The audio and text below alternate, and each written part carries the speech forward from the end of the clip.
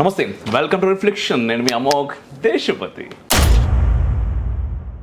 బేసిక్గా 2024 ఎలక్షన్స్ చాలా ఇంపార్టెంట్ అని చెప్పేసి మనం చాలా సంవత్సరాల నుంచి అనుకుంటున్నాము, రైట్? అండ్ అవి దగ్గరికి వచ్చేసినాయి. అండ్ ఓట్ వేసేటోళ్ళు చాలామంది ఉన్నారు. బట్ ఏంటంటే మనం పోలింగ్ ఎప్పుడు చూసినా కూడా కొంతమంది మాత్రమే ఓట్లు వేయడానికి బయటకు వస్తారు. మిగిలిన వాళ్ళు అదేదో హాలిడే పిక్నిక్ ఆ రోజు మనం చేసుకోవచ్చు అని చెప్పేసి సాఫ్ట్వేర్ ఇంజనీర్లతో సహా ఊర్లలో తిరుగుతున్నారు. సో వాళ్ళందరికీ కోసం అంటే కొంచెం అరే ఓటు విలువ ఏంటిది, మనం ఎందుకు వేయాలి, ఎటువంటి రాజకీయ నాయకులు మనం ఎన్నుకోవాలి అనేటటువంటి ఒక ఉద్దేశంతో ఒక ప్రోగ్రామ్ స్టార్ట్ చేద్దాం అనిపించింది మన రిఫ్లెక్షన్ ఛానల్లో. ఓట్ ఫర్ రైట్ అని చెప్పేసి ప్రోగ్రామ్ స్టార్ట్ చేస్తున్నాం. యాక్చువల్గా ఈ ప్రోగ్రామ్ స్టార్ట్ చేయడం ఎవరితో చేయాలి అనుకున్నప్పుడు ఒక కరెక్ట్ పర్సన్ మాకు దొరికారు. ఎందుకంటే మాకు కూడా చాలా డౌట్లు ఉన్నాయి వారిపైన, వారికి ఎందుకు ఓటు వేయాలని చెప్పేసి.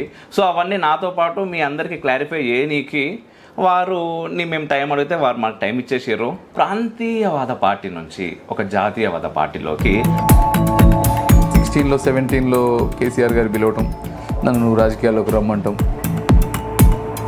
మరీ ఓవర్ ఫాస్ట్ అయినా మంచిది కాదు రీజనల్ పార్టీస్లో. ఇదే వారసత్వం అంటే ఇంకా అది మొదలైందే వారసత్వం నుంచి.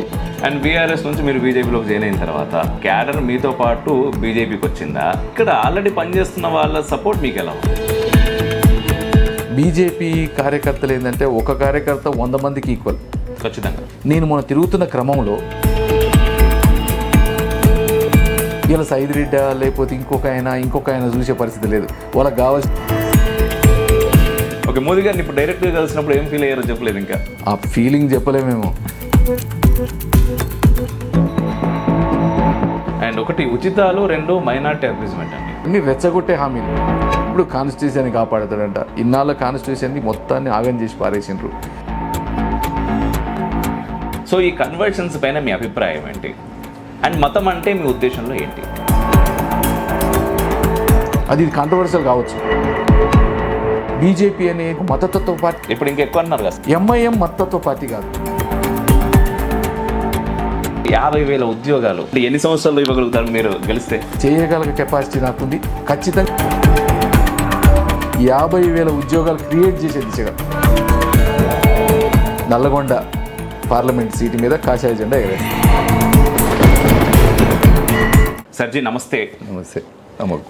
యాక్చువల్గా మీ గురించి ప్రత్యేకంగా ఇంట్రడక్షన్లు ఇచ్చి టైం వేస్ట్ చేయొద్దని చెప్పేసి నేను ఇవ్వలేదు. ఓన్లీ ప్రోగ్రామ్ గురించి మాత్రమే ఇంట్రడక్షన్ ఇచ్చిన. అండ్ ఎలా ఉన్నారు? Very good.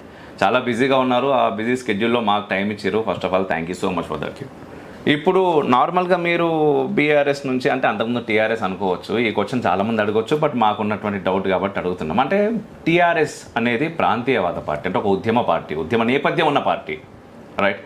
అంటే తెలంగాణ రావాలనేటటువంటి ఒక ఆశతోటి చాలామంది పోరాడి తెలంగాణ ఫైనల్గా వచ్చింది. అది ఆ తర్వాత టీఆర్ఎస్ అనేది బీఆర్ఎస్గా కూడా మారింది. బట్ బీజేపీ అనేది ఒక జాతీయవాద పార్టీ, ఒక దేశం ధర్మం అనేటటువంటి ఒక ఆలోచన ఉంటుంది. సో ఒక ప్రాంతీయవాద పార్టీ నుంచి ఒక జాతీయవాద పార్టీలోకి మీరు అంటే ట్రాన్సిషన్ అట్లా జరిగింది. సో ఎందుకు అనుకోవచ్చు అది? 2001 నుంచి తెలంగాణ వాదానికి, ప్రత్యేక తెలంగాణకి సపోర్ట్ చేసినోని. ఓకే. ప్లస్ కావాలనుకున్నాండి. మా ఊరు కృష్ణానది ఒడ్డు, ఆంధ్ర బార్డరు. కృష్ణ మా ఊర్లోంచే పోతుంది బేసిక్గా. ఓకే. మా ఊర్లో ఒక బోర్ కూడా ఉండదు, బోర్వెల్ కూడా ఉండదు ఒకటి. మొత్తం నీళ్లు కూడా తాగేది కృష్ణానదిలోంచి వచ్చే నీళ్ళే. నాకు తెలిసి మేము చూసిన విచిత్రాలు ప్రపంచంలో ఎవడు చూసిండాడు. ఓకే. అంటే దున్నపోతుల మీద నీళ్లు మోసుకొచ్చేది, మంకెన్లు అనేది మేము. ఓకే. ఒక్కొక్క దున్న మీద 4 గిన్నెలు పెట్టుకొని ఏట్లోకి కిందికి దిగాలంటే మనుషులు దిగలేరు, ఎక్కలేరు కాబట్టి అక్కడి నుంచి మంకెన్నలతో తీసుకొచ్చేది. మేము స్కూల్కి హాలిడేస్ వచ్చినప్పుడు మా ఊరు పోదామంటే భయం అయ్యేది, ఎందుకంటే నీళ్లు మోయాల్సి వచ్చేది. తప్పలేదు. అందుకని ఇక ప్లస్ మా దగ్గర పత్తి, మిర్చి బాగా వేసేది. బాగా కష్టపడే ఊరు. కానీ వర్షాధారం, పక్కన నీళ్లు కనపడతా ఉంటాయి, నీళ్ళు రావు. పేరుకి కృష్ణానది మా పక్క నుంచి పోతుంది, కృష్ణా నీళ్ళు రావు. సాగర్ ప్రాజెక్ట్ ఉంది, మాకు రావు. అందుకని ఇవన్నీ చూస్తూ ఉండేది కష్టాలు. దాంట్లో మేము వ్యవసాయదారుల కుటుంబం, మేము వ్యవసాయం చేసినాం. లాటరీ ఎట్లుంటుందో వ్యవసాయం అట్లా. నీకు 1 సంవత్సరం పడితే 5 ఏళ్ళు పండదు గ్యారంటీ. ఒకవేళ పండినా ఆ టైంకి వర్షం రావచ్చు, లేకపోతే వర్షం లేకపోవచ్చు. లేకపోతుండొచ్చు. అట్లా అన్ని కష్టాలు చూసి వచ్చినాం. అందుకని తెలంగాణ ఎందుకు రావాలంటే అప్పుడు ప్రొఫెసర్ జయశంకర్ గారు చెప్పిన మీటింగ్స్ అయితేంది, తర్వాత మనం నిజమే కదా అందుకే మనం ఇదంతా అయినట్టుందని మనం రిలేట్ చేసుకున్నాం. ఓకే. అందుకని నేను ఎట్టి పరిస్థితుల్లో తెలంగాణ రావాలా, తెలంగాణ కోసం పోరాడాలంటే అప్పుడు కేసీఆర్ గారు రావటం, తెలంగాణ అనుకోవటం, నేను అప్పుడే బయటికి వెళ్ళిపోవటం. ఉద్యమ సమయంలో మీరు నేను అప్పుడు జమైకాలో ఉన్నా 2000లో. ఓకే. 2000 to 2004 జమైకా, 2005 వరకు, 2005 to 2016 కెనడా. ఓకే. అయితే ఆ టైంలో ఉద్యమం స్టార్ట్ అయినప్పుడు జమైకాలో ఉన్నా. కానీ ఎప్పుడు కూడా, ఎందుకంటే మనకు కష్టాలు తెలుసు, వీటిని ఉద్యమం ఎందుకు తెలంగాణ రావాలనుకుంటే అనుకోకుండానే ఎందుకంటే నీకు తెలంగాణ రావాలి కాబట్టి తెలంగాణ కోసం ఎవరు పోరాడినా వాళ్ళకి సపోర్ట్ చేసుకుంటుంటాం. దాంట్లో భాగంగా కేసీఆర్ గారు పోరాటం చేస్తూ ఉన్నారు, కేసీఆర్ గారికి సపోర్ట్ చేసినాం. తర్వాత 2009లో కేసీఆర్ గారిని కలవటం, తర్వాత కేసీఆర్ గారితో పరిచయాలు కావటం, 2014 ఎలక్షన్స్ అప్పుడు, 9 ఎలక్షన్ అప్పుడు కూడా, ఈవెన్ దో ఎందుకంటే నేను పాలిటిక్స్లో చిన్నప్పటి నుంచే పాలిటిక్స్లో ఉన్నాను. ఓకే. అంటే ఎట్లా? నాకు పాలిటిక్స్లో ఇష్టం, మా నాన్న వాళ్ళు ఉండే, నేను కూడా అట్లా పాలిటిక్స్లో 7వ తరగతి నుంచే నేను బైక్ వేసుకొని తిరిగేది. ఓకే. అంటే నేను ఎక్కడే నడుస్తుంది ఆ రాజకీయాలు, మీరు తిరగకుర్రి, లైసెన్స్ బయట పోలీసులు అట్లా తిరుగుతూ ఉండేది. ఎవరు ఎట్లు ఓటేస్తా ఉన్నారు, ఎవరు మనకి చేయట్లేదు, అట్లా అప్పుడు తిరిగేది. ఇక అదే దాంట్లో పాలిటిక్స్లో ఉన్నాం కాబట్టి నేను ఎట్టి పరిస్థితిలో మనం తెలంగాణ కావాలా, తెలంగాణ కోసం ఏం చేయాలా, ఇక అట్లా కేసీఆర్ గారికి గ్రౌండ్ రియాలిటీ చూసిరు కాబట్టి 2009లో ఎలక్షన్స్ కూడా, 2009 ఎలక్షన్స్లో అప్పుడు టీఆర్ఎస్ టీడీపీ కలిసి పోటీ చేసినాయి మహాకూటమి. అప్పుడు ఎందుకంటే మాకు కనెక్షన్స్ బాగున్నాయి నాకు ఊర్లలో, నేను 2000 నుంచి బయట ఉన్నా కానీ ఎవ్రీ ఇయర్ ఇండియాకి వచ్చేది, ఇండియాకి వచ్చినప్పుడల్లా ప్రతి ఊర్లలో తిరిగేది, మామూలు లుంగి కట్టుకుని ఊర్లలో తిరిగేది ఊరోళ్ళలాగా. ప్లస్ పిల్లలకి ఎవరికైనా ఎడ్యుకేషన్ పరంగా కానీ హాస్పిటల్ పరంగా కానీ అందరికీ నేను నా సాధ్యమైనంత హెల్ప్ చేసుకుంటూ వచ్చేది, అందరికీ నేనున్నా అనుకుంటుండేది. అందుకని నాకు అప్పుడు పోటీ చేసిన వాళ్ళు కూడా ఫోన్ చేసేది, మాకు హెల్ప్ చేయించు, మీ వాళ్ళని మాకు హెల్ప్ చేయించని. అందుకని నేను అప్పుడు తెలంగాణకి హెల్ప్ చేయటం, మళ్ళీ 2014లో కూడా తెలంగాణకి హెల్ప్ చేయటం. 2011లో నేను ఒక ఇంజనీరింగ్ కాలేజ్ ఉండే సూర్యాపేటలో, నాకు ఆ ఇంజనీరింగ్ కాలేజ్ ఉండటం, అట్లా హెల్ప్ చేసుకుంటూ రావటం. 2014 ఎలక్షన్స్ తర్వాత నేనేంటంటే ఎప్పుడు తెలంగాణ ఎప్పుడు ఏర్పడుతుందా, తెలంగాణ ఎయిర్పోర్ట్లో దిగంగానే నా ఇమిగ్రేషన్ ఫామ్లో తెలంగాణను రాయాలని కల ఉండేది నాకు. అందుకని తెలంగాణ June 2 ఆ రోజు ప్రమాణ స్వీకారానికి ఆ రోజే దిగిన కావాలని, అంటే రాయాలని వచ్చి ఆ ప్రమాణ స్వీకారం చూసుకొని మళ్ళీ 1 వీక్ బ్యాక్ వెళ్ళిపోయినా. తర్వాత 16లో మళ్ళీ 15 ఎండ్ 16లోనూ మళ్ళీ బ్యాక్ వచ్చి ఇక్కడే ఉండిపోయినాయి. అంటే అన్ప్లాన్డ్ బేసిక్గా, బిజినెస్లు ఉన్నాయి, అన్నీ ఉన్నాయి, కెనడా వచ్చి పోదామని వచ్చిన. ఇక వీడికి వచ్చినాక ఇక తెలంగాణ వచ్చింది, బంగారు తెలంగాణ కావాలా, మనమంతు మనం ఏదైనా చేయాలా. ఇప్పుడు మనం పుట్టిన ప్రాంతానికి, మన ఏరియాకి, మన ఆలోచనలు, ఎందుకంటే నేను యునైటెడ్ నేషన్స్లో పనిచేసిన, ఫస్ట్ వరల్డ్ కంట్రీస్లో పనిచేసిన, దాదాపు యుఎన్లో పనిచేసినప్పుడు 10-15 కంట్రీల పీపుల్ తోటి పనిచేసిన. అందుకని నేను ఎట్టి పరిస్థితి మన ఎక్స్పీరియన్స్ యూజ్ అయ్యిద్ది, మన ఎక్స్పర్టైజ్ యూజ్ అయ్యిద్ది, మనం చూసిన కష్టాలు ఇక్కడ రిలేట్ చేసుకుంటా చేయొచ్చు అనే ఉద్దేశంతో ఇక్కడే ఉందామని డిసైడ్ అయిపోయినా.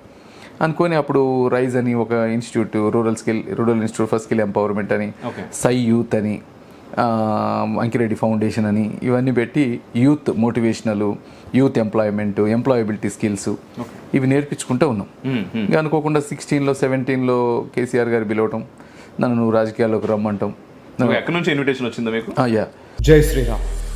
రిఫ్లెక్షన్కి మీరు ఇస్తున్న ప్రతి రూపాయి మాకు ఎంతో విలువైంది. మిమ్మల్ని నమ్ముకొని మాత్రమే రిఫ్లెక్షన్ వచ్చింది, నిలబడింది, తొలి అడుగులు వేస్తోంది. కానీ ఒక్కటి మాత్రం నిజం, ఇంకా చేయాల్సింది చాలా చాలా చాలా మిగిలి ఉంది. దానికి మీ సహకారం మాకు ఎంతో అవసరం.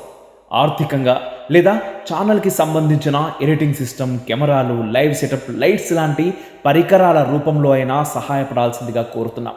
చాలా గట్టిగా చెప్పగలం, మీరిచ్చే ప్రతి రూపాయికి 100 రెట్ల అవుట్పుట్ ఖచ్చితంగా ఇస్తాము. మన రిఫ్లెక్షన్ సనాతన కాన్క్లేవ్ మీరందరూ చూసే ఉంటారు. అందులో మొదటి మెట్టు ఎక్కే ప్రయత్నం మాత్రమే ఈ కాన్క్లేవ్.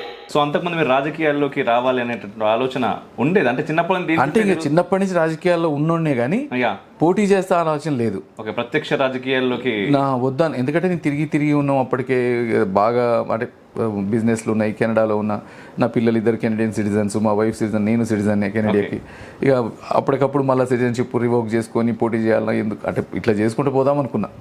అనుకున్నాక అనుకోకుండా 2016-17 కేసీఆర్ గారు వెళ్ళటం, హుజూర్నగర్లో మనకు పార్టీ మంచిగా లేదు, నువ్వు ఒక అభ్యర్థి కావాలా, నువ్వు చేస్తా అంటే మీకు మంచి పేరు ఉంది, నువ్వు చేస్తా అంటే టికెట్ ఇస్తామంటాం. ఓకే.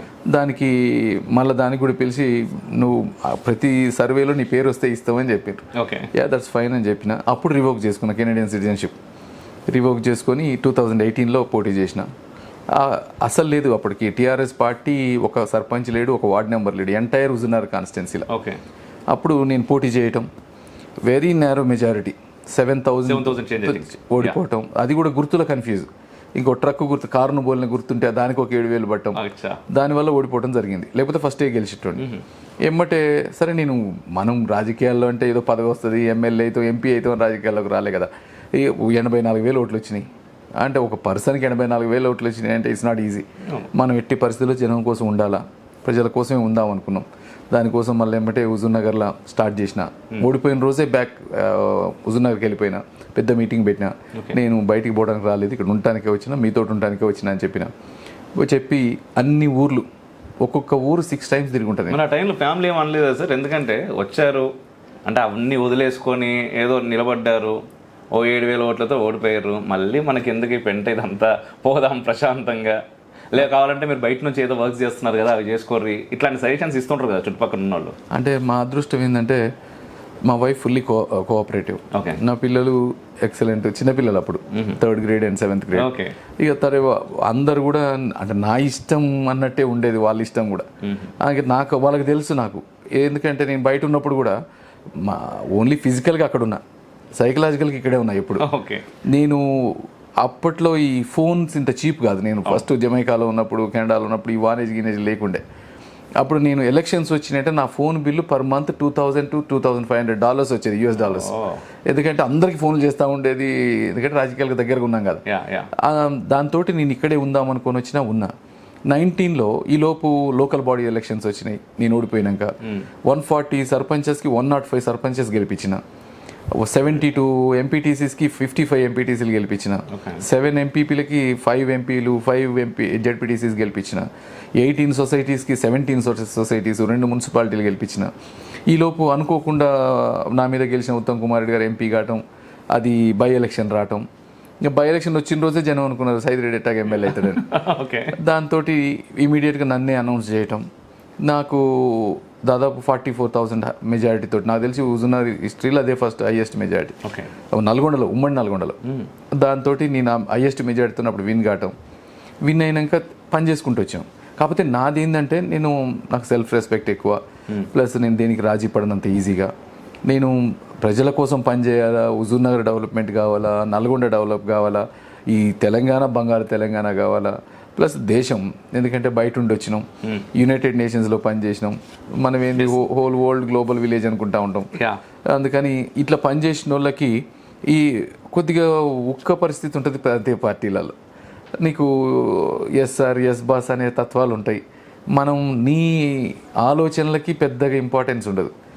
నువ్వు వాళ్ళ ఎక్స్పీరియన్స్ చేసి అంటే మనం చూసిందే కదా, వాళ్ళు చెప్పిన దాన్ని చేసుకుంటూ పోవాలి నువ్వు. It's like army rule. 5 ఏళ్ళు అట్లనే చేసిరా? 4 ఏళ్ళు అట్లే చేసినామంటే దాంట్లో ఏమైందంటే నేను మర్చిపోయినా, అసలు నన్ను మర్చిపోయినా, నా కుటుంబాన్ని మర్చిపోయినా.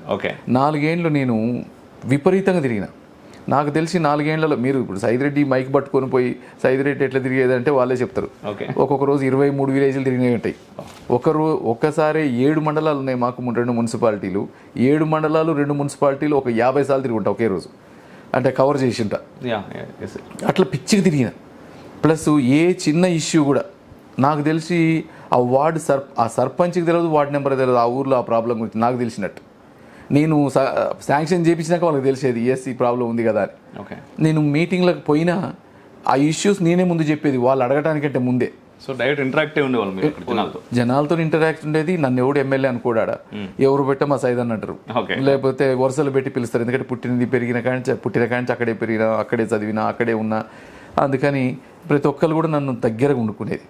ఇక ఆ రకంగా పని చేసుకుంటూ వచ్చినప్పుడు ప్రతి ఊర్లో కూడా నీకు స్వాతంత్రం వచ్చిన దగ్గర నుంచి ఎన్ని పనులు అయినాయో హుజూర్నగర్లో, నా 4 yearsలో అంత పనులు చేసిన. ఏ ఊరికి పోయినా, ఇంతకుముందు ఒక్కొక్క ఊరు హుజూర్నగర్ నుంచి దొండపాడు అనుకోండి 1 hour 35 minutes పట్టేది, ఇప్పుడు 30 minutesలో వెళ్ళిపోతావు. అంటే దానికి మధ్యలో లింకులు ఎట్లా కావాలా, ఎక్కడి నుంచి ఎక్కడ కలిపితే ఈజీగా పోతావు. ఒక చిన్నది 3 కిలోమీటర్స్ టెస్ట్ చేస్తే 17 కిలోమీటర్లు తగ్గింది. అంటే ఇంకొకటి చౌటపల్లింది, నీకు మేళ చెరువు నుంచి మఠంపల్లి అని ఉండే, అక్కడ పోవటానికి మళ్ళీ చుట్టూ తిరిగి రావాల్సి ఉండే. అక్కడ ఓన్లీ ఎంత 1 కిలోమీటరే. ఆ 1 కిలోమీటర్ ఒక ఊరికి బైపాస్ చేసిన, దాంతో డైరెక్ట్ కనెక్షన్ అయిపోయింది. మళ్ళీ హుజూర్ నగర్ నుంచి మన ఆంధ్రాకి మట్టపల్లి దగ్గర మట్టపల్లి కృష్ణానది మీద బ్రిడ్జ్ కట్టిండ్రు. అప్పుడు నాకంటే ముందు శాంక్షన్ అయింది, దాని పనులు ఆగిపోయినాయి. మళ్ళీ దానికి అప్పటికప్పుడు పట్టుబట్టి ఫారెస్ట్ క్లియరెన్స్లు తీసుకొని వచ్చి దానికి మళ్ళీ ఫండింగ్ పెట్టించి ఇమీడియట్గా దాన్ని క్లియర్ చేయించిన. దాంతో సిమెంట్ ఫ్యాక్టరీలకు నాకు తెలిసి ఒక 100 కిలోమీటర్లు తగ్గి ఉంటుంది డిస్టెన్స్. ఆంధ్రాకు పోవడానికి నీకు ఇమీడియట్గా నెక్స్టే కదా గుంటూరుకి, ఓన్లీ 70 కిలోమీటర్స్. అట్లా అంత అన్నీ కూడా, ఎందుకంటే నేను బయట ఉన్నాను కాబట్టి క్యాల్కులేషన్స్, ఇక్కడ లోకల్కి ఏం కావాలా, ఊర్లకి ఏం కావాలా, మా జనానికి ఏం కావాలని చూసేది. ఎక్కడికక్కడ నేను పోకముందు కొన్ని ఊర్లల్లో మేడారం అని, బక్కయ్యగూడెం అని రకరకాలు ఊర్లల్లో మెయిన్ సెంటర్లో నాట్లు పెట్టిండ్రు. నేను ఎమ్మెల్యే అయిన 3 నెలలకే రోడ్డు మీద నాట్లు పెట్టిండ్రు, అంటే నిరసన కోసం పెట్టి నాకు ఫోటోలు పెట్టిండ్రు. అన్న మా ఊరు పరిస్థితి ఇది అని. ఈరోజు అదే బక్కయ్యగూడెం, అదే మేడారంలో సిమెంట్ రోడ్ వేయడానికి మళ్ళీ ప్లేస్ లేకుండా చేసిన, అంటే మొత్తం సిమెంట్లు వేసిన, మొత్తం బీటీలు వేసిన ఆ ఊరికి. ఒకటి కోనాయిగూడెం అని ఊరు మొత్తం కూడా 400 ఓట్లు ఉండవు, 440 ఓట్లు. ఒక్క ఊరు, ఆ ఊరికి నిజంగా పిల్లనియాలంటే కష్టమయ్యేది మిగతా వాళ్ళకి, ఎందుకంటే ఆ ఊరు మధ్యలో ఉండేది, పోవటానికి కష్టం, ఆ ఊరిలో రోడ్లు ఉండవు, ఊరికి పోవడానికి ప్లేస్ ఉండదు. అట్లాంటిది నేను పోయినాక నేను చిన్నప్పుడు నా ఊరు ఎట్టుందో ఆ ఊరు ఎట్ట కనపడ్డది. అమ్మ దీన్ని బాగు చేయాలనుకున్నా, దాన్ని 6 కోట్లు పెట్టినా మొత్తం, చిన్నది 440 ఓట్లకి. ఏది మొత్తం బీటీ రోడ్లు అయితేంది, లోకల్ సీసీలు అయితేంది, ఈ రకంగా పని చేసుకుంటూ వచ్చిన. సో ఇదంతా మీకు అప్పుడు గవర్నమెంట్ సపోర్ట్ బాగానే ఉండేదండి? గవర్నమెంట్ సపోర్ట్ అంటే పనిచేసేటోడికి సపోర్ట్ ఇవ్వాల్సిందే ఎవరైనా, ఎందుకంటే నేను ఏది నా సొంత అడగదు, నేను ఎప్పుడు సొంత పైరవికి చేయలే, నాకు ఇది కావాలని అడగలే. ఏది అడిగినా హుజూర్నగర్కి ఇది కావాలా, లేకపోతే నల్గొండకి ఇది కావాలా, నాకు ఇది కావాలని కాన్స్టిట్యున్సీకి ఇది కావాలని అడిగేది. ఎవరైనా కాన్స్టిట్యున్సీకి కావాలన్నప్పుడు చేయకుండా ఉండరు కదా, కష్టంగా. నేనేం చేసేదంటే ముందే ఎస్టీ ట్రైబల్ విలేజెస్ మా దగ్గర ఒక 60 ఉంటాయి. ట్రైబల్కి ముందే ఏం కావాలని నేనే ముందు రెడీ చేసుకునేది, రోడ్లు అన్ని ఎస్టిమేట్స్ వేసి రెడీ ఉంచేది. ఆర్డర్ వస్తుందంటే ముందు నా వెళ్ళిపోయే ఎస్టిమేట్స్ అన్ని, అంటే ఇంకా వాళ్ళకి తప్పే పరిస్థితి కాదు. ఇక రెడీగా ఉన్నాయి చేసేయాలా, రెడీగా ఉండే అంటే హుజూర్నగర్ రెడీగా ఉంటుంది. ఆ రకం తర్వాత మీరు రెడీ చేయకుండా ముందే రెడీ చేసి ఎప్పుడు వస్తుందా అని చెప్పి రెడీగా ఉంచేది. దాంతో ట్రైబల్స్కి 60 crores మొత్తం జిల్లాలో 100 కోట్లు అయితే నేను ఒక్కడిని 60 crores తీసుకొని వచ్చిన. అంతకుముందు మినరల్ డెవలప్మెంట్ ఫండ్ అని ఉండేది మా దగ్గర, 12 సిమెంట్ ఫ్యాక్టరీలు ఉన్నాయి. అయితే ఆ మినరల్ డెవలప్మెంట్ ఫండ్ సెంట్రల్ది, కాకపోతే దాన్ని with in the district use చేయాలి. అంతకుముందు ఎవరు దాన్ని టచ్ చేయలే. నేను దాన్ని తెలుసుకొని మొత్తం దాదాపు 200 కోట్ల మినరల్ డెవలప్మెంట్ ఫండ్ హుజూర్నగర్లో అన్ని సీసీలు వేయడానికి, అన్ని రోడ్లకి, అన్ని స్కూల్స్కి, బిల్డింగ్స్కి, వీటికి పెట్టించిన. అట్లా ఒకటి దానికి నేను చూసుకుంటుండేది. దాంట్లో భాగంగా నన్ను నేను మర్చిపోయినా.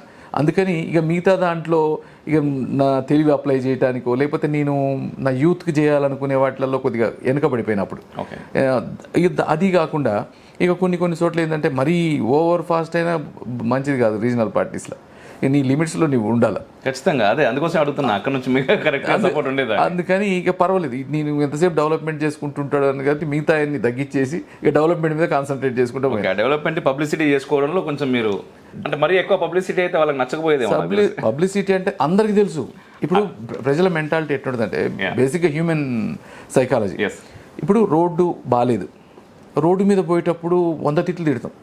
ఈ రోడ్డు బాగాలేదు, ఎమ్మెల్యే పోయిండా, అసలు ఇది చేస్తుండా చేయట్లేదా అని అంటాం. రోడ్డు వేస్తాం, వేసినాక ఫస్ట్ రోజు 2 రోజులు రోడ్డు వేసిండ్రా ఎట్నో ఒకటి ఎమ్మెల్యే గారు అంటాడు. తర్వాత ఈ రోడ్డు నార్మల్ అయిపోద్ది, తర్వాత నువ్వు వేసింది గుర్తులేదు, నువ్వు చేసిన పని గుర్తుండదు. అంతే కదా. తర్వాత నేను కూడా చెప్పుకోవడం లేదు. ఇంకొకటి నేను చేసిన మిస్టేక్ ఏంటంటే, నేను ఎక్కడ ఈ మనం ఏమంటారు, ఈ అందరు ఇంత పెద్ద చేస్తారు కదా మనం శంకుస్థాపనలు, బోర్డులు నేను ఎక్కడ పెట్టలే. నేను పని చేయించడం వరకే నేను అనుకుంటా, కానీ నా పేరు ఉండాలా, నేనేదో రాసుకోవాలా, నా పేరు ప్రారంభోత్సవం చేసుకోవాలా అనేది లేదు. అందుకని నేను చేసిన పనులుంటే అసలు నువ్వు ఏ బజార్లో రోడ్లు ఖాళీగా ఉండవు, అన్ని పేర్లు నాకు కనపడే, అన్ని నిండిపోతాయి. కానీ నేను ఎక్కడ కూడా నేను శంకుస్థాపనకు పోయినప్పుడు బోర్డు వేయమంటాం, ప్రారంభోత్సవానికి పోయినప్పుడు బోర్డు వేయమంటాం చేసేది కాదు. నేను అంటే అవన్నీ కూడా మిస్టేక్స్ అనిపిస్తూ ఉంది ఇప్పుడు. అందుకే అంటున్నాను సార్, పబ్లిసిటీ ఎక్కువ చేసుకోలేదేమో మీరు. కరెక్ట్, పబ్లిసిటీ చేయడం వాళ్ళు గుర్తు చేయాలా, పబ్లిసిటీ చేయడం అంటే రోజు గుర్తు చేయాలి. ఏంటంటే మీ పక్కకి ఎవరు పబ్లిసిటీ చేసుకోవాలని అనేవాళ్ళు, మీకు ఆలోచన రాలేదు పని చేస్తున్నాం అది కదా చెప్పడానికి కూడా టైం ఇచ్చి చేసిన నేను పని. Okay okay. నాకు తెలిసి 4-5 గంటలు నిద్రపోయించాను ఎక్కువ 4 గంటల. నా 2 కార్ల రీడింగ్లు తీస్తే 3,60,000 కిలోమీటర్ తిరిగిన 4 గంటల. అంటే రోజు తిరుగుడే. ఓకే. ఎన్నిసార్లు యాక్సిడెంట్లు మిస్ అయ్యి ఉంటాను హైదరాబాద్ హుజూర్ నగర్కి. అందుకని ఆ పని చేసుకుంటూ వచ్చిన తర్వాత నేను ఇక ఇష్యూస్ కొన్ని చూసినప్పుడు, ఏది ఇప్పుడు మనం కొన్ని స్కీమ్స్ చూసినప్పుడేమో ఫ్రీ ఇవ్వాలేమో, ఇస్తే మంచిదేమో అనుకునేది. కొన్ని ఏమో మరీ ఏంది స్కీములు బయట ఉండి వచ్చినాం మరి ఇట్లా మంచిది అనిపించిందండి మీకు? అనిపించింది కానీ చెప్పలేవు కదా. పార్టీలు ఉన్నప్పుడు కూడా అనిపించేది, పార్టీలు ఉన్నప్పుడు కొన్ని చెప్పలేవు, కొన్ని నెత్తినేసుకొని ఏసు మంచిదని చెప్పాలా, వినేటోళ్ళు ఉండరు. కానీ అట్లా చేసుకుంటూ వచ్చేది. ఇంకా నేను అట్లాంటివన్నీ చూసినప్పుడేమో ఇప్పుడు మనం ఒక్కొక్కసారి కొన్ని విమర్శలు ఏమని, నువ్వు సౌత్కి చూడట్లేదు, నార్త్కి ఎక్కువ చూస్తున్నారు, నార్త్కి ఎక్కువ పెడుతున్నారు డబ్బులు, సౌత్కి పెట్టట్లేదు. ఇప్పుడు మనం ఇక్కడే ఆలోచన ఉంటేనేమో నిజమే కదా అనుకుంటాం. కానీ ఇదంతా ఒక ఇండియా మొత్తం, మనం అందరం పైనుంచి చూస్తే నిజంగా అక్కడ తిండే లేదు. మరి తిండి పెట్టడం వాడికి మనం డబ్బులు ఇవ్వడం తప్పెట్లయితుంది? మనం ఆల్రెడీ ఒక స్టేజ్లో ఉన్నాం, మనం తక్కువైనా మనకు మనం సెల్ఫ్ సస్టైన్ ఉన్నాం, ఎట్లయితుంది అనుకుంటాం. అంటే ఇట్లాంటి వాటి అన్నిటిని చూసినాక మనం నేషనల్ పార్టీస్లో ఉండాలా. ఇక అది కాకుండా స్టేట్ రాజకీయాలు, రీజనల్ పాలిటిక్స్లో ఎట్లా అంటే ఇక ఫ్యామిలీ ఓరియంటెడ్ బిజినెస్. బేసిక్గా families not only Telangana, any regional party you take, నువ్వు ఉన్న పార్టీలన్నీ కూడా ఫ్యామిలీ బేస్డ్ పార్టీస్. ఫ్యామిలీ ఒకరి తర్వాత ఒకరు రావాల్సిందే, వేరేవాడు దాంట్లోకి వచ్చేది లేదు, వేరేవాడు వచ్చినా నేనేది లేదు. అందుకని ఇట్లాంటికి ఎన్నాళ్ళు ఒక ఫ్యామిలీలకు సపోర్ట్ చేసుకుంటూ పోతావు. ప్లస్ వాళ్ళు అధికారం కోసం ఏదైనా చేయలేస్తారు. ఇప్పుడు నా విషయంలో నేను చాలా కష్టపడ్డా అక్కడ హుజూర్ నగర్లో, పార్టీని బిల్డ్ చేసుకుంటూ వచ్చిన. ముఖ్యమంత్రి గారు 2-3 సార్లు చెప్పిండ్రు పార్టీని బిల్డ్ చేయటం మీరు హుజూర్ నగర్ని చూసి నేర్చుకోవాలని. అంటే నేను అంత గొప్పగా జీరో కింద నుంచి ఒక ఫోన్ కాల్కి 20,000 మంది వస్తారు నేను ఫోన్ చేస్తే. అంటే ఒక కాన్ఫరెన్స్ కాల్ నాది పోయింది, ఈరోజు 20,000 మంది మీటింగ్ ఉందంటే 20,000 మంది వస్తారు. అంత నెట్వర్క్ ఉంది కాన్స్టిట్యున్సీలో. అంత మంచిగా బిల్డ్ చేస్తే చివరికి అంటే కొన్ని రాజకీయాలు ఎట్లా బాధ పెట్టినాయి అంటే నన్ను మెయిన్గా, ఇప్పుడు నా ఆపోజిట్ పోటీ చేసే వాళ్ళకి కూడా మన వాళ్ళకి మంచి అయిపోతారు. ఎందుకు ఫ్యూచర్లో మనకేమైనా తక్కువ వస్తే వీళ్ళు ఉపయోగపడతాడేమో. నా మీద పోటీ చేసిన ఆయన 5 సార్లు 6 సార్లు గెలిచిండు, మంత్రిగా చేసిండు. మళ్ళా ప్రచారంలో ఎంత దుర్మార్గ ప్రచారం అంటే ఇటైన మంత్రే అటైన మంత్రే నాకు ఓటు వేయండి అంటాడు. అంటే పొద్దుగూకులు పనిచేసే సైదిరెడ్డి పోవాలి, నువ్వు అటైన మంత్రి ఇటైన మంత్రి అంటే ఎట్టనగలుగుతావు నువ్వు? అంటే ఇటు సపోర్ట్ ఉండవలిగా నువ్వు అనగలిగేది. ఇక నువ్వు ఇట్లాంటి రాజకీయాలలో ఓన్లీ పవర్ పాలిటిక్స్, పవర్ని కాపాడుకునే పాలిటిక్స్ ఎన్నాళ్ళు ఉండాలి? మనం ఎట్టి పరిస్థితుల్లో దేశానికి పనిచేసేది చూడాలి. దేశానికి పనిచేసేది అంటే ఈరోజు ఉన్న వాటిలలో కాంగ్రెస్ పనికి తెలుసు, మనకి జాతీయ పార్టీలు ఉన్నాయి 2. ఆ రెండిట్లలో కాంగ్రెస్ నేనే కాదు, ఏ చిన్నపిల్లగానే చెప్తారు కాంగ్రెస్ అంటే దాంట్లో ఏం లేదని. ఆయన ఇదే వారసత్వం అంటే ఇంకా అది మొదలైందే వారసత్వం నుంచి. ప్లస్ ఇంకా దాంట్లో స్కీములు తప్ప దానికంటూ ఒకటి ఉండదు. ఈరోజు భారతీయ జనతా పార్టీని చూస్తేనేమో ఎన్నో అనుబంధ సంఘాలు, ఎన్ని అనుబంధ సంఘాలు, ఆ సంఘాలకు చేసే వర్క్. నువ్వు ఎన్విరాన్మెంట్ గురించి చేసే ఒక సంఘం ఉంటే, మన ట్రైబల్ ఎడ్యుకేషన్ గురించి ఒక సంస్థ ఉంటే, కాశ్మీర్ లాంటి వాటిలలో ఏకోపాధ్యాయ స్కూల్స్ అని ఇంకో సంస్థ ఉంటే, దానికి అంటే ఇదంతా ఏంటంటే ఫ్యూచర్ మన ఇండియాని బిల్డ్ చేయాలా, ఇండియాకి ఒక మంచిగా ఉండాలా, నెక్స్ట్ 30 years థ్రెట్స్ ఎట్లుంటాయి, ఆ థ్రెట్స్ని ఓవర్కమ్గా ఉంటే మనం ఏం చేయాలని దేశం కోసం వాళ్ళ జీవితాలను పరంగా పెట్టే మనుషులు దీంట్లో ఉన్నప్పుడు వీళ్ళందరినీ చూసినాక ఎస్ ఇది రైట్ థింగ్, మనం ఎట్టి పరిస్థితుల్లో నేను ఒక మంచి నిర్ణయం తీసుకుందాం అనుకుంటున్నాను. మొన్న ఎలక్షన్స్ తర్వాత నేను బీజేపీలో జాయిన్ కావడం జరిగింది. ఎస్, అయితే మీరు బీజేపీలో జాయిన్ అయినప్పుడు అంటే బీఆర్ఎస్ కూడా జాతీయ పార్టీ అయిపోయింది అంటే పేరులో. అవును. ఎస్, అండ్ బీఆర్ఎస్ నుంచి మీరు బీజేపీలోకి జాయిన్ అయిన తర్వాత BRS what ever TRS BRS ఆ క్యాడర్ మీతో పాటు బీజేపీకి వచ్చిందా? అట్ ద సేమ్ టైం మరొక ప్రశ్న, బీజేపీకి వచ్చిన తర్వాత ఇంతకుముందు ఎవరో ఒక ఆశావాహులు ఉంటారు అక్కడ ఖచ్చితంగా. ఎందుకంటే మేము 5 ఏళ్ళ నుంచి పని చేసినాము, ఇక్కడ పని చేస్తున్నాము గ్రౌండ్ లెవెల్లో అని మాట్లాడే వాళ్ళు చాలా మంది ఉంటారు, అంటే టికెట్ ఎక్స్పెక్ట్ చేసే వాళ్ళు చాలా మంది ఉంటారు ఖచ్చితంగా. సో దాంట్లో మీకు వచ్చింది అంటే మీరు బీఆర్ఎస్ నుంచి బీజేపీలోకి రాగానే సో వీళ్ళందరూ మీకు వచ్చేసారా అనేది ఫస్ట్ క్వశ్చన్. సెకండ్ క్వశ్చన్ ఏంటంటే ఇక్కడ ఆల్రెడీ పనిచేస్తున్న వాళ్ళ సపోర్ట్ మీకు ఎలా ఉంది? ఓకే, వాళ్ళు యాక్సెప్ట్ చేశారా? ఫస్ట్ బీజేపీ చెప్తాను. ఓకే, బీజేపీలోకి అంటే నేను జాయిన్ కావటం అనుకోవటం అంతా కూడా with in span of 10 days. Okay, నేను అనుకోవటం, అక్కడి నుంచి పిలుపు రావటం, నేను పోవటం, కలవటం, ఇమీడియట్గా ఆ రోజే సెంట్రల్ ఎలక్షన్ కమిటీ మీటింగ్ ఉండటం, ఓకే నువ్వు జాయిన్ అయితే ఇమీడియట్గా ఎలక్షన్ కమిటీలో అయిపోతే రేపు డిక్లేర్ చేయాలి పేరు అంటాం. ఇక నాకు టైం లేకుండా అయిపోయింది. నేను హుజూర్ నగర్లో కూడా ఎవరికి చెప్పలే, అది చెప్పలేదని ఒక ఫోన్ కాల్ కూడా అప్పట్లో వైరల్ అయింది. వైరల్ అయింది. నేను ఇమీడియట్గా ఆ రోజు ఓకే, లీడర్ అంటే ఏంది, జనాలకి ఏం కావాలని మనకు తెలిసి ఉండాలి. ఫస్ట్ మనం చేసేది రైట్ థింగ్ అయితే వాళ్ళు ఫాలో అవుతారు. అందుకని నేను ఇమీడియట్గా ఒక డెసిషన్ తీసుకున్నా, జాయిన్ అయిపోయినా, వచ్చినాక ఫస్ట్ బీజేపీ క్యాడర్లో బీజేపీలో 30-40 ఇయర్స్ నుంచి ఉన్న లీడర్షిప్ ఉన్నది. అంటే ఎక్కువ పాత లీడర్షిప్, ఫస్ట్ నుంచి కూడా దీన్ని నమ్ముకొని దీన్ని అట్లనే సిద్ధాంతాల కోసం ఉన్న వాళ్ళు ఉన్నారు. వాళ్ళంతా ఫస్ట్ అంటే పోటీ పడ్డరు, కానీ ఎవ్వరు కూడా ముఖంలో నాకు టికెట్ రాలేదు నీకు ఇచ్చిండ్రు అని చూపిలే, ఎవరో ఒక్కరిద్దరు తప్ప. ఆ ఒక్కరిద్దరు కూడా ఇమీడియట్గా పార్టీ మాట్లాడింది, అడ్జస్ట్ అయిపోయినారు. దాంట్లో గొప్పతనం ఏంటంటే, ఒకటి కార్యకర్తల గొప్పతనం. బీజేపీ కార్యకర్తలు ఏంటంటే ఒక కార్యకర్త 100 మందికి ఈక్వల్, ఖచ్చితంగా. ఎందుకంటే వాళ్ళు ఒక్కొక్కరు సిద్ధాంతం కోసం పనిచేసేటోళ్ళు. చిన్న స్టూడెంట్ దగ్గర నుంచి నేను మొన్న తిరుగుతున్న క్రమంలో ఒక పిల్లగాడు 8వ తరగతిలో పోరాడి విహెచ్పిలో ఉండి పోరాడి జైలుకు పోయినట్టు 8వ తరగతిలో. అట్లాంటి వాళ్ళు ఇంకా కొంతమంది తన మొత్తం లైఫ్ పిల్లల్ని అంటే తల్లిదండ్రులను వదిలిపెట్టి ఏదో రాష్ట్రం ఉంటే ఏదో స్టేట్లో ఉన్నోళ్ళు ఏదో డిస్టిక్లో ఉన్నోళ్ళు వచ్చి ఈ డిస్టిక్లో పనిచేస్తూ ఉన్నారు, ఫుల్ టైమర్స్. వాళ్ళకి ఇంకా ఏం లేదు, జీతం లేదు, ఏది లేదు, వండుకోవడానికి ఒక గిన్నె కూడా లేదు నేను పోయి చూసినప్పుడు. అంటే వీళ్ళందరూ కూడా ఇలా సైదిరెడ్డా లేకపోతే ఇంకొక ఆయన చూసే పరిస్థితి లేదు. వాళ్ళకి కావాల్సింది పార్టీని గెలిపియాలి. దాంట్లో లీడర్ నుంచి కార్యకర్త దాకా అదే పరిస్థితి ఉంది. అందుకని దీంట్లో ఏంది, బీజేపీలో పార్టీ ఫస్ట్, మనం తర్వాత ఏదన్నా కానీ. అందుకని ఆ ఉద్దేశం ఉంది కాబట్టి నన్ను యాక్సెప్ట్ చేశారు. అదే ఇంకో దాంట్లో అయితే బంధులు అయ్యాయి, స్ట్రైక్లు అయ్యాయి, ఏమంటారు వాటి బొమ్మలు తగలబెట్టాలు ఉండేవి, రకరకాలు ఉండేవి. కానీ అది ఏది లేకుండా స్మూత్ ట్రాన్సిషన్ అయిపోయింది. ఇంకా రెండోది, హుజూర్ నగర్ నుంచి నేను ఎమ్మటి వచ్చిర్రా. నేను హుజూర్ నగర్కి రాజకీయాలకు పోయినప్పుడు కూడా ఒక్కడే పోయినా. ఫస్ట్ ఏది కెనడా నుంచి ఒక్కడే సూట్ కేసు పట్టుకొని వచ్చినా, అడిగి పోయినా, యూత్ పెట్టుకున్నాం, యూత్ నా పక్కన ఉన్నారు, అందరూ వచ్చేసిండ్రు.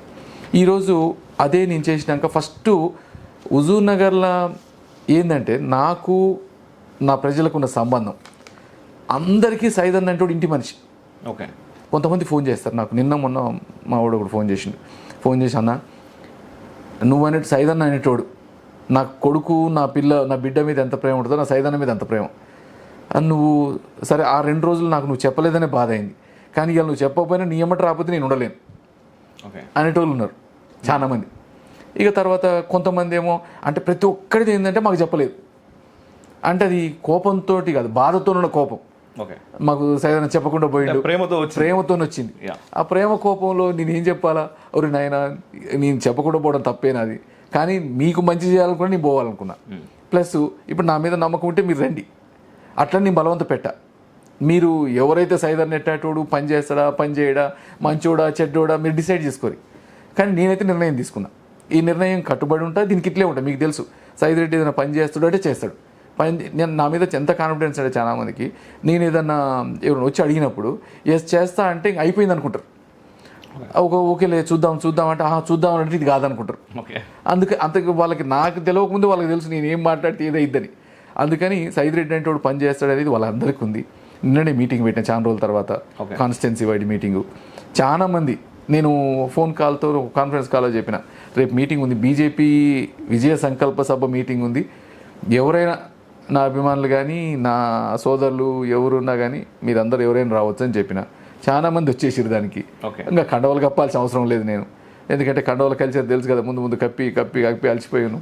ఇంక చాలు, ఎవరు వస్తే వాళ్ళు వస్తారు. రేపు సిద్ధాంతాలు నమ్మేటోళ్ళు, నన్ను నమ్మేటోళ్ళు ఖచ్చితంగా వస్తారు. చాలామంది వచ్చిండ్రు, రేపు ఓట్లలో చూస్తారు.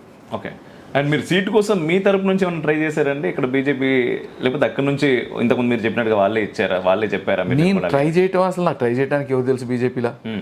నేను మామూలు అంటే సైదిరెడ్డి అంటే వాళ్ళకి తెలుసు. ఇప్పుడు పార్టీని నడిపేటోళ్ళకి ప్రతి ఒక్కళ్ళ క్యారెక్టర్ తెలుసు, ప్రతి ఒక్కరికి తెలుసు. అది అధికారంలో ఉన్న పార్టీకి ఇంకెక్కువ తెలుస్తుంది. ప్లస్ బీజేపీ అనేది గ్రౌండ్ నుంచి చీమ చిటుకుమన్నా చెప్పగలిగే పార్టీ. అందుకని వాళ్ళందరూ ముందు అనుకొని ఉండొచ్చు, నేను ఒక ఆప్షన్ అయి ఉండొచ్చు. దాంట్లో నేను ఎట్టాగు దానికి దగ్గరగా ఉన్నోడిని, దగ్గరగా థింక్ చేసేటోడిని, ఏమంటే ఇమీడియట్గా నేను ఎస్ చెప్పటం, దిగటం, జాయిన్ కావటం, టికెట్ రావటం. ఇంకా జీవితంలో గొప్ప సంఘటనలు ఏంటంటే నేను ఆదివారం జాయిన్ అయినా, ఓకే బుధవారం రోజు టికెట్ ఇచ్చిండ్రు, గురువారం రోజు అమిత్ షా గారిని కలిసిన, ఓకే శనివారం రోజు మోడీ గారికి షేక్ హ్యాండ్ ఇచ్చిన, మోడీ గారి పక్కన కూర్చొని మాట్లాడినా, మోడీ గారికి శాలువా కప్పిన, ఈ జీవితంలో అంతకంటే ఎక్కువ ఏం కావాలి. ఫస్ట్ టైం మోదీ గారు డైరెక్ట్ గా అప్పుడైనా చూడటం? అప్పుడే చుట్టాం. అంటే మోడీ గారిని నేను కెనడాలో చూసిన. ఓకే. కెనడాలో 2015లో మోడీ గారు ప్రైమ్ మినిస్టర్ అయినాక కెనడాకి వచ్చిండ్రు. అప్పుడు హోస్ట్ చేసిన వాళ్ళలో నేను కూడా ఉన్నా ఒకడిని. ఓకే. అక్కడ మీటింగ్లో లక్ష్మీనారాయణ టెంపుల్లో పెట్టినప్పుడు దానికి మేబీ అదొక కారణం నేను ఇండియా మూవ్ కావడానికి. ఆ రోజు మోడీ గారి మీటింగ్, ఓకే, ఆయన ఏం చెప్పిండంటే ఆ మీటింగ్లో, నేను గొప్పగా మీకు చెప్పాల్సిన అవసరం లేదు ఎన్ఆర్ఐస్కి, మీరు టీవీలో క్రికెట్ మేము స్టేడియంలో క్రికెట్ ఆడుతుంటే మీరు క్రికెట్ ఎట్లా చూస్తారో, మనం మామూలుగా స్టేడియంలో క్రికెట్ ఎట్లా చూస్తాం, మీరు అటు చూస్తూ ఉంటారు ఇటు కూర్చొని, ఏ బాల్ ఎట్ట పడ్డది, ఏది ఎట్లా కొట్టాలనేది ఆడేటోడి కంటే మీకే ఎక్కువ తెలుసు, పైనోడికి తెలుసు, మీకు తెలుసు. ఇప్పుడు ఇట్లా రిలేట్ చేసుకుంటే చెప్పింది. అందుకని ప్లస్ మంది ఇప్పుడు ఇండియా డెవలపింగ్ కంట్రీ, మీ అందరు ఎక్స్పర్టైజ్ కావాలా, మీలాంటి వాళ్ళు అందరూ వచ్చి ఇండియాకి వస్తే మంచిది, చేస్తే మంచిది అనే డైలాగ్ చెప్పింది దాంట్లో. ఓకే. అప్పుడు నేను ఇమీడియట్గా అది ఒక ప్రేరణ ఇండియాకి నేను మూవ్ కావడానికి. అందుకని ఆ రోజు చూసిన ఫస్ట్. ఆ రోజు దగ్గర నుంచి చూడలేదు నేను, కానీ ఆ రోజు నాకు అక్కడ రెస్టారెంట్స్ ఉండే. ఆ రోజు చెప్పిన నేను ముందు మోడీ గారు ఇంకా మీటింగ్ ప్రారంభం కాకముందు ఎవరెవరైతే మోడీ గారి సభలకు వస్తారో, అంటే మీటింగ్కి వచ్చిన వాళ్ళందరికీ దోశ ఫ్రీ మా రెస్టారెంట్స్లో.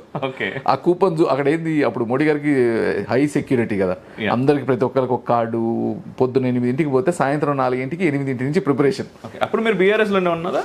అప్పుడు పార్టీ ఏం లేదు, నేను తెలంగాణ ఉద్యమానికి దగ్గరగా ఉన్నా. కాకపోతే మోడీ గారికి కొద్దిగా హిందుత్వానికి కొద్దిగా మద్దతుగా ఉన్నా. అదే. సో అప్పటి నుంచి మోదీ గారు అంటే, ఆ తర్వాత డైరెక్ట్ గా ఇప్పుడు కలిసి, అది కూడా ఇప్పుడు 2 కారణాలు కావచ్చు. ఒకటేమో మోడీ గారి వల్ల ఇండియాకి మూవ్ అయినా, మోడీ గారి మీద ఉన్న అభిమానం, ప్లస్ ఈడికి వచ్చినాక కూడా ఇప్పుడు మనం ఒకసారి పనిలోకి వచ్చినాక చేస్తున్నాయి, మనం ఇక్కడ ఉంటే బెటర్ అనుకోవటం కావచ్చు. ఈలోపు ఇక్కడ లోకల్ ఏదైతే జరిగినాయో పార్టీలో అంశాలు కావచ్చు, ఇమీడియట్గా మనం పోవటానికి ఆల్రెడీ దగ్గరగా ఉన్న పార్టీకి ఈజీ కదా. నేను అటు అడగటం ఇటు పోవటం అన్నీ ఒకేసారి జరిగినాయి. అంటే ఏమంటారు కదా, కర్మ డెస్టినేషన్ రాస్తుంది అట్లా. కర్మ సిద్ధాంతాన్ని బాగా నమ్ముతాను. బాగా నమ్ముతాను. ఓకే. మోదీ గారిని ఇప్పుడు డైరెక్ట్ గా కలిసినప్పుడు ఏం ఫీల్ అయ్యారో చెప్పలేదు ఇంకా. ఆ ఫీలింగ్ చెప్పలేమేమో, ఎందుకంటే ఎంతో మందికి ఇవాళ ఏమంటారు, మోడీ గారిని ఒక యోగి అంటారు, మోడీ గారిని ఒక దేవుడిలాగా చూసేవాళ్ళు ఈరోజు దేశంలో చాలా మంది ఉన్నారు. అట్లాంటి ఒక మనిషి నీ దగ్గరకు వచ్చి షేక్ హ్యాండ్ ఇచ్చి మళ్ళీ పక్కన కూర్చొని మనం చెప్పేది మాట్లాడేది ఈని, ఆయన క్వశ్చన్స్ అడిగి తర్వాత మళ్ళీ ఒక శాలువ కప్పి మెమెంటో ఇచ్చి, అంటే ఒక దాదాపు 2-3 minutes నీకు అతి దగ్గరగా ఉంటే ఇంకా ఆ ఫీలింగ్ ఏం కావాలా అంటే అన్నీ మర్చిపోయినాం. దాదాపు నీకు ఒక కొత్త శక్తి వచ్చినట్టు అయిపోయింది. అయితే నార్మల్గా మీరు తెలంగాణ ఉద్యమం నుంచి స్టార్ట్ అయ్యి ఇప్పుడు జాతీయవాదంలోకి వచ్చేసారు. అండ్ ఓ క్లియరెన్స్ అయితే మాకు కూడా ఇచ్చారు, ఎందుకు వచ్చారు అండ్ ఎప్పటి నుంచి ఈ బ్రెయిన్లో అన్కాన్షియస్గా ఎప్పటి నుంచో ఉంది, అండ్ ఇప్పుడు అయితే ప్రాక్టికల్గా బయటకు వచ్చేసింది, రైట్? అయితే ఇక్కడ ఒకటి తెలంగాణ ఉద్యమం అప్పుడు జై తెలంగాణ నినాదాలు చాలా చేపించారు. నేను కూడా నా కాలేజ్ బంగొట్టి రోడ్ల మీదకి వచ్చి చాలాసార్లు జై తెలంగాణ అని మాట్లాడినా. అట్ ద సేమ్ టైం ఇప్పుడు జై శ్రీరామ్ అని కూడా మాట్లాడుతున్నాం. కానీ మా కేటీఆర్ సార్ అన్నాడు జై శ్రీరామ్ అంటే మీకు తిండి పుట్టదురా అని మాట్లాడుతున్నాడు ఈ మధ్యకాలంలో. మరి దానిపైన మీ అభిప్రాయం ఏంటి? జై శ్రీరామ్ అంటే తిండి పుట్టదు అనే దానిపైన. అంటే అప్పుడు జై తెలంగాణ అన్నందుకు తిండి పుడుతుంది అనుకున్నాం, బట్ అది కూడా చెప్పాలి మీరు. జై తెలంగాణ అనుకున్నాం, ఫైనల్గా తెలంగాణ స్టేట్ అయితే వచ్చింది. బట్ తెలంగాణ వచ్చిన తర్వాత ఏమవుతుందో మేము అప్పుడు ఏం ఎక్స్పెక్ట్ చేసినామో అప్పుడైతే మాకైతే కనబడతలేదు. మీకు ఎంతవరకు కనిపించింది? అంటే జై శ్రీరామ్ అనే దానికి ఒక భయం కావచ్చు ఆపోజిట్ పార్టీలో ఉన్నప్పుడు. నువ్వు ఎవరన్నా కానీ ఒక నినాదం గట్టిగా ఎత్తుకున్నప్పుడు, ఇప్పుడు వందే మాతరం అన్నాం ఆ రోజు స్వాతంత్రం, వందే మాతరం అంటే స్వాతంత్రం వచ్చింది. ఇలా జై శ్రీరామ్ అంటే కాంగ్రెస్ ముక్త్ భారత్ అయిపోయింది. రేపు అదే ముక్త్ భారత్ మేబీ తెలంగాణలో కూడా కావచ్చు. అందుకని ఆ నినాదాన్ని తగ్గియాలని ఉద్దేశం కావచ్చు. దానికోసం చేసే దాంట్లో ఇట్లాంటి ప్రకటనలు ఉండొచ్చు. అందుకని జై శ్రీరామ్ అంటే పెట్టదు అంటే ఇలా ఎంతోమంది దేశంలో ఉన్న హిందువులు నమ్మకం, బేసిక్గా హిందువులనే కాదు ఏ మతమైనా బేసిక్గా మనం కష్టాలు వచ్చినప్పుడు ఏమంటాం, ఎవడి దేవుడిని వాడు ప్రార్థించుకుంటాం. అంతే. నువ్వు జై శ్రీరామ్ అంటే వాళ్ళ నమ్మకమే కదా అది. నువ్వు నాకు జై శ్రీరామ్ అన్నావు అంటే నాకున్న కష్టాలు పోతాయని. నువ్వు అట్లాంటి నమ్మకాన్ని నువ్వు వద్దని వదులుకోమంటే జనం వదులుకుంటారు, వదులుకోరేటి పరిస్థితుల్లో. అదొకటి. ఇంకోటి తెలంగాణ నినాదం, తెలంగాణ అనుకున్నాం, తెలంగాణ చేద్దాం అనుకున్నాం. దాంట్లో తెలంగాణ వచ్చినాక సరే డెవలప్మెంట్ వైజు కొద్ది గొప్ప అయింది తెలంగాణ డెవలప్మెంట్. నేను ఏదో పిచ్చి విమర్శలు చేయను టీవీల ముందో దీని ముందో, కానీ ఎందుకు అంతకుముందున్న కాంగ్రెస్కి ఏమో ఎంతసేపు దాచుకోవాలా దోచుకోవాలా. రెండోది Telangana it self a rich state. దాన్ని ఎవరు వచ్చినా చేస్తారో చేయరో చేయొచ్చు. కాకపోతే ఈలోపు ఒక్కళ్ళు సింగిల్ ఉండటం, పార్టీ మీద ఎక్కువ అధికారం ఉండటం, చేయాలనుకున్నవి కొన్ని చేయగలగటం, కొన్ని చేసినవి మిస్యూజ్ కావటం, కొన్ని ఏమో అసలు అంటే అంతులేని పెట్టడం స్కీమ్స్ ఆచరణ సాధ్యం కానీ అసలు చెయ్యకూడని. ఎందుకంటే నాకు బాగా అంటే ఇప్పుడు నేనేదో ఎస్సీలకి వ్యతిరేకమో లేకపోతే జనాలకి వ్యతిరేకమో కాదు. నేను ఎవడైనా ఈ దేశంలో ప్రతి ఒక్కరు మంచిగా ఉండాలనుకుంటుండే. నేను చిన్న ఊర్లో పెరిగినోడికి కులాలు మతాలకి ఏముంటాయి, మనం ప్రతి ఒక్కరు మంచిగా ఉండాలనుకుంటాం. అది ఊరికి పెద్దగా ఉన్న వాళ్ళకి అందరి బాధలు మన బాధలుగా చూస్తూ ఉంటాం. నేను బయట నుంచి యూఎన్లో చేసి వచ్చినప్పుడు అంతే అనుకుంటాం. అందుకని ఇప్పుడు అట్లాంటి ఉన్నోడిని చూసినోడిని ఇక మనం ఎంతసేపటికి మంచి చేయాలనుకునే పోతాం, కానీ ఏదో మిస్ అయినట్టు. బేసిక్ ఏంటంటే సార్, ఇక్కడ ముఖ్యంగా తెలంగాణలో ఈ కులాలు అనేటటువంటిది ఎక్కువ పట్టించుకో. మీరు ఇంతకుముందు చెప్పినట్టుగా ఊర్లలో ఉన్నప్పుడు అందరు కలిసేది కులాలు కాదు మతాలు కాదు ఏది పట్టించుకోరు. అరే అందరం ఒకటే అనే భావంతో పోతూ ఉంటాం. కానీ ఏంటంటే ఈ వర్గీకరణ పేరుతోటి ప్రత్యేకమైనటువంటి స్కీములు పెట్టి ఈ కులానికి ఈ స్కీము, ఆ కులానికి ఆ స్కీము. అరే అది కాదురా నాయన, ఫ్రీ స్కీములు కాదు, మాకు ఉచిత విద్య ఇయ్యుర్రి, ఉచిత వైద్యం ఇయ్యుర్రి, అంతకుమించి మీరు మాకు జాబులు ఇయ్యుర్రి. వీటి గురించి మాట్లాడేటోడు ఏ గవర్నమెంట్ మాట్లాడతలేదు. ఇందాక చెప్దాం అనుకున్నది, ఈరోజు కుల ఆధారితంగా చేసే స్కీములు మనం అసలు కులరహిత మతరహిత రాజ్యాంగం కావాలనుకునే రాజ్యాంగంలో రాసుకొని ఇలా కులాలని ప్రోత్సహించి కుల సంఘాల మీటింగులు ఒక్కొక్క కులానికి. నేను ఒక ఎగ్జాంపుల్ చెప్తా. నేను హుజూరాబాద్ ఎలక్షన్కి నేను ఇన్ఛార్జ్గా ఉన్నా ఒక ఏరియాకి. అక్కడ పోతుంటే అప్పుడు నేను అనుకునేది ఏంది, యాదవులంతా టీఆర్ఎస్ అనుకున్నా. ఒక్కడ కారు ఆపిన, యాదవ్ గొర్రెలు కాస్తా ఉన్నాడు ఒక అతను. ఆయన పిలిచిన దగ్గరికి పిలిచి, అన్న ఏ సంగతి బాగున్నావు అని అడిగిన. బాగున్నా అన్నాడు. ఏ సంగతి ఓటు ఎవరికి వేస్తావు అన్నాడు. అంటే ఎవరికి వేస్తా, రాజేంద్రకి వేస్తా అన్నాడు. అదేందే కేసీఆర్ ఇంత చేసిండు, నీకు గొర్రెలు ఇచ్చిండు, నువ్వు ఇటు వేయకుండా అటెట్ వేస్తావు అన్న. అంటే ఇచ్చిండులే తీ, గొల్లోడేమో గొర్రెల పెంట తీయాలా, అసలు ఏమి ఇంట్లో కూర్చున్నోడికి ఏమో నేను ఇంకోటి ఇస్తా అంటాడు. అంటే నువ్వు కులంగి ఇచ్చి ప్లస్ ఇక గొల్లోడు పుట్టినోడు ఇక గొర్రెల పెంట తీయాలా జీవితం మొత్తం అన్నాడు. పర్ఫెక్ట్. అంటే ఇది ఒక్కటి ప్రతి ఒక్కరికి అవేర్నెస్ వచ్చింది జనాలకి. ఇచ్చేటప్పుడు ఎవడైనా తీసుకుంటాడు. ఇంకోటి మనం ఇచ్చే ఈ దళిత బంధు స్కీమ్ అని పెట్టినాం. అసలు ఆ స్కీమ్ ఎందుకు పెట్టినరో నాకు తెలియదు. ఇంకొకటి నేను మళ్ళీ బీజేపీలోకి వచ్చి రిలేట్ చేసుకుని నేను ఒకసారి మీటింగ్లో చెప్పిన. అంటే అక్కడ ఏంటంటే చెప్పడానికి సేవ్ ఉండదు ఎవరికి. నేను అక్కడ కొంతమంది కూర్చున్నప్పుడు చెప్పిన, నాకేంది బయట నుంచి వచ్చినాం, ఇప్పుడు స్కిల్ లేకుండా బిజినెస్ అనేది పెట్టలేము ఎవడు. నిజం. ఈ రోజు నువ్వు సక్సెస్ఫుల్ ఎంటర్ప్రెన్యూర్ కావాలన్నా, సక్సెస్ఫుల్ ఫ్రాంచైజ్ డెవలప్ చేయాలన్నా నువ్వేం చేస్తావు, పెద్ద స్టడీ చేస్తావు. ఈవెన్ చిన్న టీ స్టాల్ పెట్టాలనుకునేటోడు ఏది 2000 రూపాయలు రోజు రెంట్ కట్టో లేకపోతే అద్దెకిచ్చో 100 రూపాయలకి టీ స్టాల్ పెట్టాలనుకుంటాడు కూడా ఈడ టీ కొట్టు నడుస్తుందా నడవదా, మనం పెట్టే ఆ 2000 రూపాయల ఇన్వెస్ట్మెంట్కి నేను అవుతుందా కాదా అని చేస్తావు. చేస్తావు. అట్లాంటిది ఏది లేకుండా 10 లక్షల రూపాయలు నువ్వు ఇచ్చి ఒకేసారి అందరినీ ట్రాక్టర్లు కొనుక్కో, అందరినీ బర్రెలు కొనుక్కో, అందరినీ గొర్రెలు కొనుక్కో అంటే గొర్రెలు ఎటు అమ్మాలా, బర్రెలు కమ్మితే ఆ పాలెటు అమ్మాలా, అసలు నీకు అది ఉందా లేదా? ఎందుకంటే నేను చిన్నప్పుడు ఒకటి మా దగ్గర పత్తి వేసిన రైతులు ఎప్పటికప్పుడు పత్తి ఆత్మహత్యలు జరుగుతూ ఉండేవి. అయితే నేను అప్పుడు ఎంత డిగ్రీ ఫస్ట్ ఇయర్, నేను ఏమనుకున్నా అంటే రైతుల్ని పత్తి మిర్చి దగ్గర నుంచి కొత్త దానికి మారవాల అనుకొని నేను ఒక 10 రోజులు విజయవాడ పక్కన పెనుమాక అనే విలేజ్కి పోయి అక్కడ 10 రోజులు అక్కడ ఉండి వాళ్ళు మునగ కరివేపాకు ఇట్లాంటివన్నీ వేస్తే నేను అవన్నీ చూసి వచ్చి మా దగ్గర ఇట్లాంటి పంటలు వేసి పత్తి నుంచి చిన్నగా మర్చాలనుకున్నా. అనుకొని మా దగ్గర 10 ఎకరాలు కౌలుకు తీసుకున్నాను నేను సొంతంగా. మా నాన్న చెప్తే నీ ఇష్టం చేసుకోపోన్నాడు. 10 ఎకరాలు కౌలుకు తీసుకున్నాను డిగ్రీ చదువుకుంటూ. ఎమ్మటే నేను మునగ తోట వేసిన 10 ఎకరాలు. మునగ తోట వేసినప్పుడు ఏమైంది, పంట విపరీతంగా పండింది. అసలు నువ్వు మునక్కాయలు అనేది 4 ఫీట్ ఉంటాయో పండుతాయి అనేది తెలియదు. ఎందుకంటే అప్పుడు పత్తి మిర్చేసి ఎక్సలెంట్ సాయిల్స్ మై విపరీతంగా పండినాయి. పండినాక నేను ఆ మునక్కాయలు అమ్మటంలో ఫెయిల్ అయిపోయినా. హుజూర్ నగర్కి పంపించేది, రోజుకు 100 మునక్కాయలు కొనేది, నాకాడ 1,00,000 మునక్కాయలు వచ్చేది. వాటిని ఎటు చేయాలా, మాకు రోడ్డే సక్కగా 24 కిలోమీటర్లు, ఆటోలు రావు, వాటిని వేసి చెన్నైకి పంపాలా, ఒక్కరోజు పోతే కలర్ మారిపోద్ది, దేనికి పనికి రాకుండా ఉంటాయి. మరి ఏం చేయాలా? ఇక నేను దాంట్లో ఫెయిల్ అయిపోయినా, ఇంక వదిలిపెట్టాం మా ఊరు వాళ్ళందరికీ. అందరూ ఇక నెల రోజులు మునగ పచ్చళ్ళు మునక్కాయ కూరలు అని తినేసారు. అంటే నేను ఫెయిల్ అయిపోయినా. నేనేం చేసిన అంటే ఫస్ట్ నేను చేయాలా, సక్సెస్ అయితే మీతో వాళ్ళకి పెట్టాలా అనుకున్నా. ఓకే, దానికోసం చేసిన ఆ రోజు. ఈరోజు అదే ఇక్కడ ఒక మార్కెటింగ్ స్టడీ లేకుండా పెడితే, నువ్వు దళిత బంధు 10 లక్షల స్కీమ్ ఇస్తే వాళ్ళు ఏం చేయాలా? చివరికి end of the day 1 month 2 months అమ్ముకోవాలా. వన్ మోర్ థింగ్, ఆ దళిత బంధు ఎంతమందికి వచ్చింది? అది ఇప్పుడు కాన్స్టిట్యున్సీలో 100 మందికి ఇచ్చినాం. నేను 2 విలేజ్లు సెలెక్ట్ చేసుకొని ఫుల్ ఫ్లెడ్జ్కి ఇచ్చేసిన. ఆ దళితులు 65 కుటుంబాలు ఒక్కడ 35 కుటుంబాలు ఇచ్చిన. ఈరోజు 100 కుటుంబాల్లో 3 కాడనే మిగిలినాయి ఆ స్కీమ్లు, మొత్తం అమ్మేసిండ్రు. అంటే నేను అమ్మటం వాళ్ళ తప్పు కాదు, అసలు ప్రిపేర్ చేయకుండా మనం ఇవ్వడం తప్పు. దేశంలో ప్రపంచంలోనే లాటరీలు వచ్చినోడు ఎవడైనా నెక్స్ట్ 6 months 1 yearలో సూసైడ్ చేసుకున్న వాళ్ళు చచ్చిపోయిన వాళ్ళు చాలా ఎక్కువ, చాలా మంది. ఎందుకంటే వాడి సొమ్ము కాదు, వాడికి ఒకేసారి ఫ్రీ మనీ రాగానే దాంతో ఏదో ఒకటి చేయాలనుకుంటాడు, అనుకోని ఊహని అందరూ ఏం చేస్తాడు, 6 నెలల్లో ఉన్నాయి అయిపోతాయి, కొత్త అప్పులు పుడతాయి, అప్పులు తీర్చలేక ఖతమైపోతారు. ఈరోజు ఇక్కడ మనం ఫ్రీగా ఇచ్చే ముందు ఇయ్యటం తప్పు కాదు, ఖచ్చితంగా మనం దళితులను పైకి తీసుకురావాలి. కానీ వాళ్ళకంటూ ఒక చిన్న స్కీమ్ పెట్టిండు మోడీ గారు, ఏది విశ్వకర్మ స్కీమ్ అని.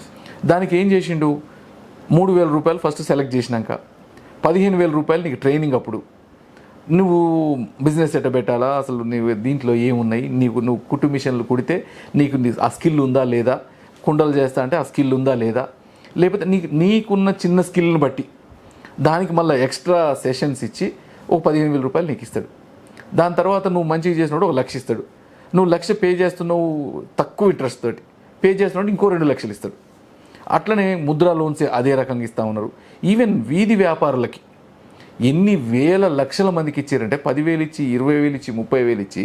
అంటే వాడు పని చేసుకునేటోడికి మనం ఇచ్చి మనం మీకు వీధి వ్యాపారాలు చూస్తాం ఊర్లలో చాలా మందికి, అంటే సిటీలో ఉన్న తెలుసో తెలియదు. వీధి వ్యాపారాల పరిస్థితి ఎట్లుంటుందంటే గిరిగిరి వ్యాపారం అంటారు. పొద్దున్నే ఒకడు వస్తాడు నీకు 900 ఇస్తాడు, సాయంత్రానికి నువ్వు 1,000 రూపాయలు ఇవ్వాలి వాడికి. అంటే పర్ డే వాడి ఇంట్రెస్ట్ రేట్ చూడండి మీరు. ఈరోజు 10,000 రూపాయలు నువ్వు ముందు పెట్టుబడి పెడితే ఎంతమంది జీవితాలు ఆదుకున్నావో చూడు, చిన్నవి. అంటే ఇట్లాంటి చిన్నయని గాలికి వదిలేసి అసలు ఏదో ఆకాశానికి నిత్యం లేచి మనం ఇస్తున్నాం, దేశాన్ని ఏదో సాధిస్తున్నాం అంటే ఇట్లే ఫెయిల్ అవుతాం. అండ్ ఒకటి ఉచితాలు, 2 మైనార్టీ అపీజ్మెంట్ అండి, మైనార్టీ సంతుష్టీకరణ. ఈ 2 ఈ దేశంలో ఏనాడు మారుతాయో తెలియదు, కానీ మారిన రోజు ఖచ్చితంగా దేశం బాగుపడుతుందని నాలాంటి వాళ్ళు అనుకుంటున్నారు. ఎందుకంటే అంటే మీరు ఇంకా బయట నుంచి చూసి వచ్చారు, అండ్ మీకు తెలుసు అసలు డెవలప్మెంట్ అంటే ఏంటి. ఇప్పుడు 75 సంవత్సరాల స్వతంత్ర భారతంలో స్టిల్ అంటే మోదీ గారు అక్కడికి వచ్చినప్పుడు కూడా మనది ఇది అభివృద్ధి చెందుతున్న దేశం అనే మాట మాట్లాడింది తప్ప అభివృద్ధి చెందిన దేశం అని మాట్లాడలేకపోయారు. స్టిల్ ఇప్పటికీ మన పిల్లలు అదే చదువుతూ ఉంటారు పుస్తకాలలో, అభివృద్ధి చెందుతున్న దేశం భారతదేశం. నేను అదే చదివినా, మా నాయన అదే చదివిండు, నెక్స్ట్ నా కూతురు కూడా అదే చదువుతుందేమో అని భయం అవుతుంది. ఇంతకుముందు వర్డ్ ఇంకా ఘోరంగా ఉండేది, బీద దేశాల పూర్ కంట్రీస్ అని. పూర్ కంట్రీస్ అంటే మరీ బాగాలేదు వర్డ్ అని చెప్పి డెవలపింగ్ కంట్రీస్ అని మార్చిండ్రు. సో నిజంగా నవ్వొచ్చినా కూడా బాధపడాల్సినటువంటి విషయం ఖచ్చితంగా. సో ఈ ఉచితాలు, మైనార్టీ అపీజ్మెంట్, ఈ 2 ఎప్పుడు మారుతాయి అంటారు? ఎందుకంటే ముఖ్యంగా ఇప్పుడు మనం కాంగ్రెస్ మేనిఫెస్టో చూసినా కూడా ఇక్కడ ముఖ్యంగా ఒకసారి ఇది మరి చాలా విచిత్రంగా ఉంటాయి కొన్ని. దీంట్లో ఇది రిలీజియస్ అండ్ లింగ్విస్టిక్ మైనారిటీస్ అని చెప్పేసి ఈక్విటీ విషయంలో అంట. అండ్ వన్ మోర్ థింగ్, మైనార్టీలు ఎవరు అనేది ఒకసారి చూస్తే దాదాపుగా 9 రాష్ట్రాల్లో హిందువులు మైనార్టీలు. ఇప్పటికీ భారతదేశంలో ఏకైక హిందూ దేశం ఇది భారతదేశం. ఇక్కడ ఆల్రెడీ 9 రాష్ట్రాలు హిందువులు మైనార్టీస్గా ఉన్నారు. ఆ 9వ రాష్ట్రం ఇంకా వాళ్ళు ఇది 2011 తర్వాత మళ్ళీ తర్వాత ఈ జనాభా లెక్కలు రాలేదు కాబట్టి రాలేదు. బుడుక్కున్న లెక్కలు వచ్చిన తర్వాత ఇంకెన్ని రాష్ట్రాలు మారుతాయో తెలియదు మనకు. అండ్ ఇంకోటి ఇక్కడ డిఫెండింగ్ ద కాన్స్టిట్యూషన్ అని చెప్పేసి ఒకటి చాలా పెద్ద పదం రాశారు. దానిలో saving democracy, removing fear, restoring freedom. అంటే స్వేచ్ఛను వీళ్ళు కాపాడుతా అనుకుంటున్నారు. ఎవరి స్వేచ్ఛ? దీనిపైన మీ అభిప్రాయం ఏందో తెలుసుకోవాలన్నది బేసిక్గా. అంటే కాంగ్రెస్ అనేది వాళ్ళకున్నంత అంటే ఇంటర్నల్ డెమోక్రసీ ప్రపంచంలో ఎవడికి లేదు. వాడు ఏదైనా అనగలుగుతాడు, ఏదైనా చెప్పగలుగుతాడు. ఇప్పుడు ఫర్ ఎగ్జాంపుల్ ఫస్ట్ తెలంగాణ తీసుకుందాం. మొన్న 6 గ్యారంటీలు ఇచ్చిండు. 6 గ్యారంటీలు అమలు చేయాలంటే దాదాపు నాకు తెలిసి 2 లక్షల కోట్ల రూపాయలు కావాలి. అసలు తెలంగాణ ఆ పరిస్థితి ఉందా? కానీ ఇస్తారు వాళ్ళు. ఎందుకంటే మనమేమో అంటారు కదా, అంటే అది పని అయిపోతే చాలా టయానికి తర్వాత వాడు ఎవడో 5 ఏళ్ళకి మళ్ళీ ఎలక్షన్, మళ్ళీ వాళ్ళు లాంగ్ టర్మ్ ఏం లేదు, ఇప్పుడు మారితే మళ్ళీ మారుతాం, మళ్ళీ వస్తాం, మళ్ళీ ఈ 5 ఏళ్ళు సంపాదిద్దాం, మళ్ళీ 10 ఏళ్ళు ఉందామని. అందుకని ఈడంతే అలివిగానే హామీలు ఇచ్చిండ్రు. ఈడ సక్సెస్ అయినాం కాబట్టి ఇట్లాంటి హామీలు ఆడిద్దాం అనుకుంటుండ్రు. ఇంకోటి అన్ని రెచ్చగొట్టే హామీలు. ఇప్పుడు కాన్స్టిట్యూషన్ని కాపాడుతాడంట, ఇన్నాళ్ళ కాన్స్టిట్యూషన్ని మొత్తాన్ని ఆగం చేసి పారేసిండ్రు.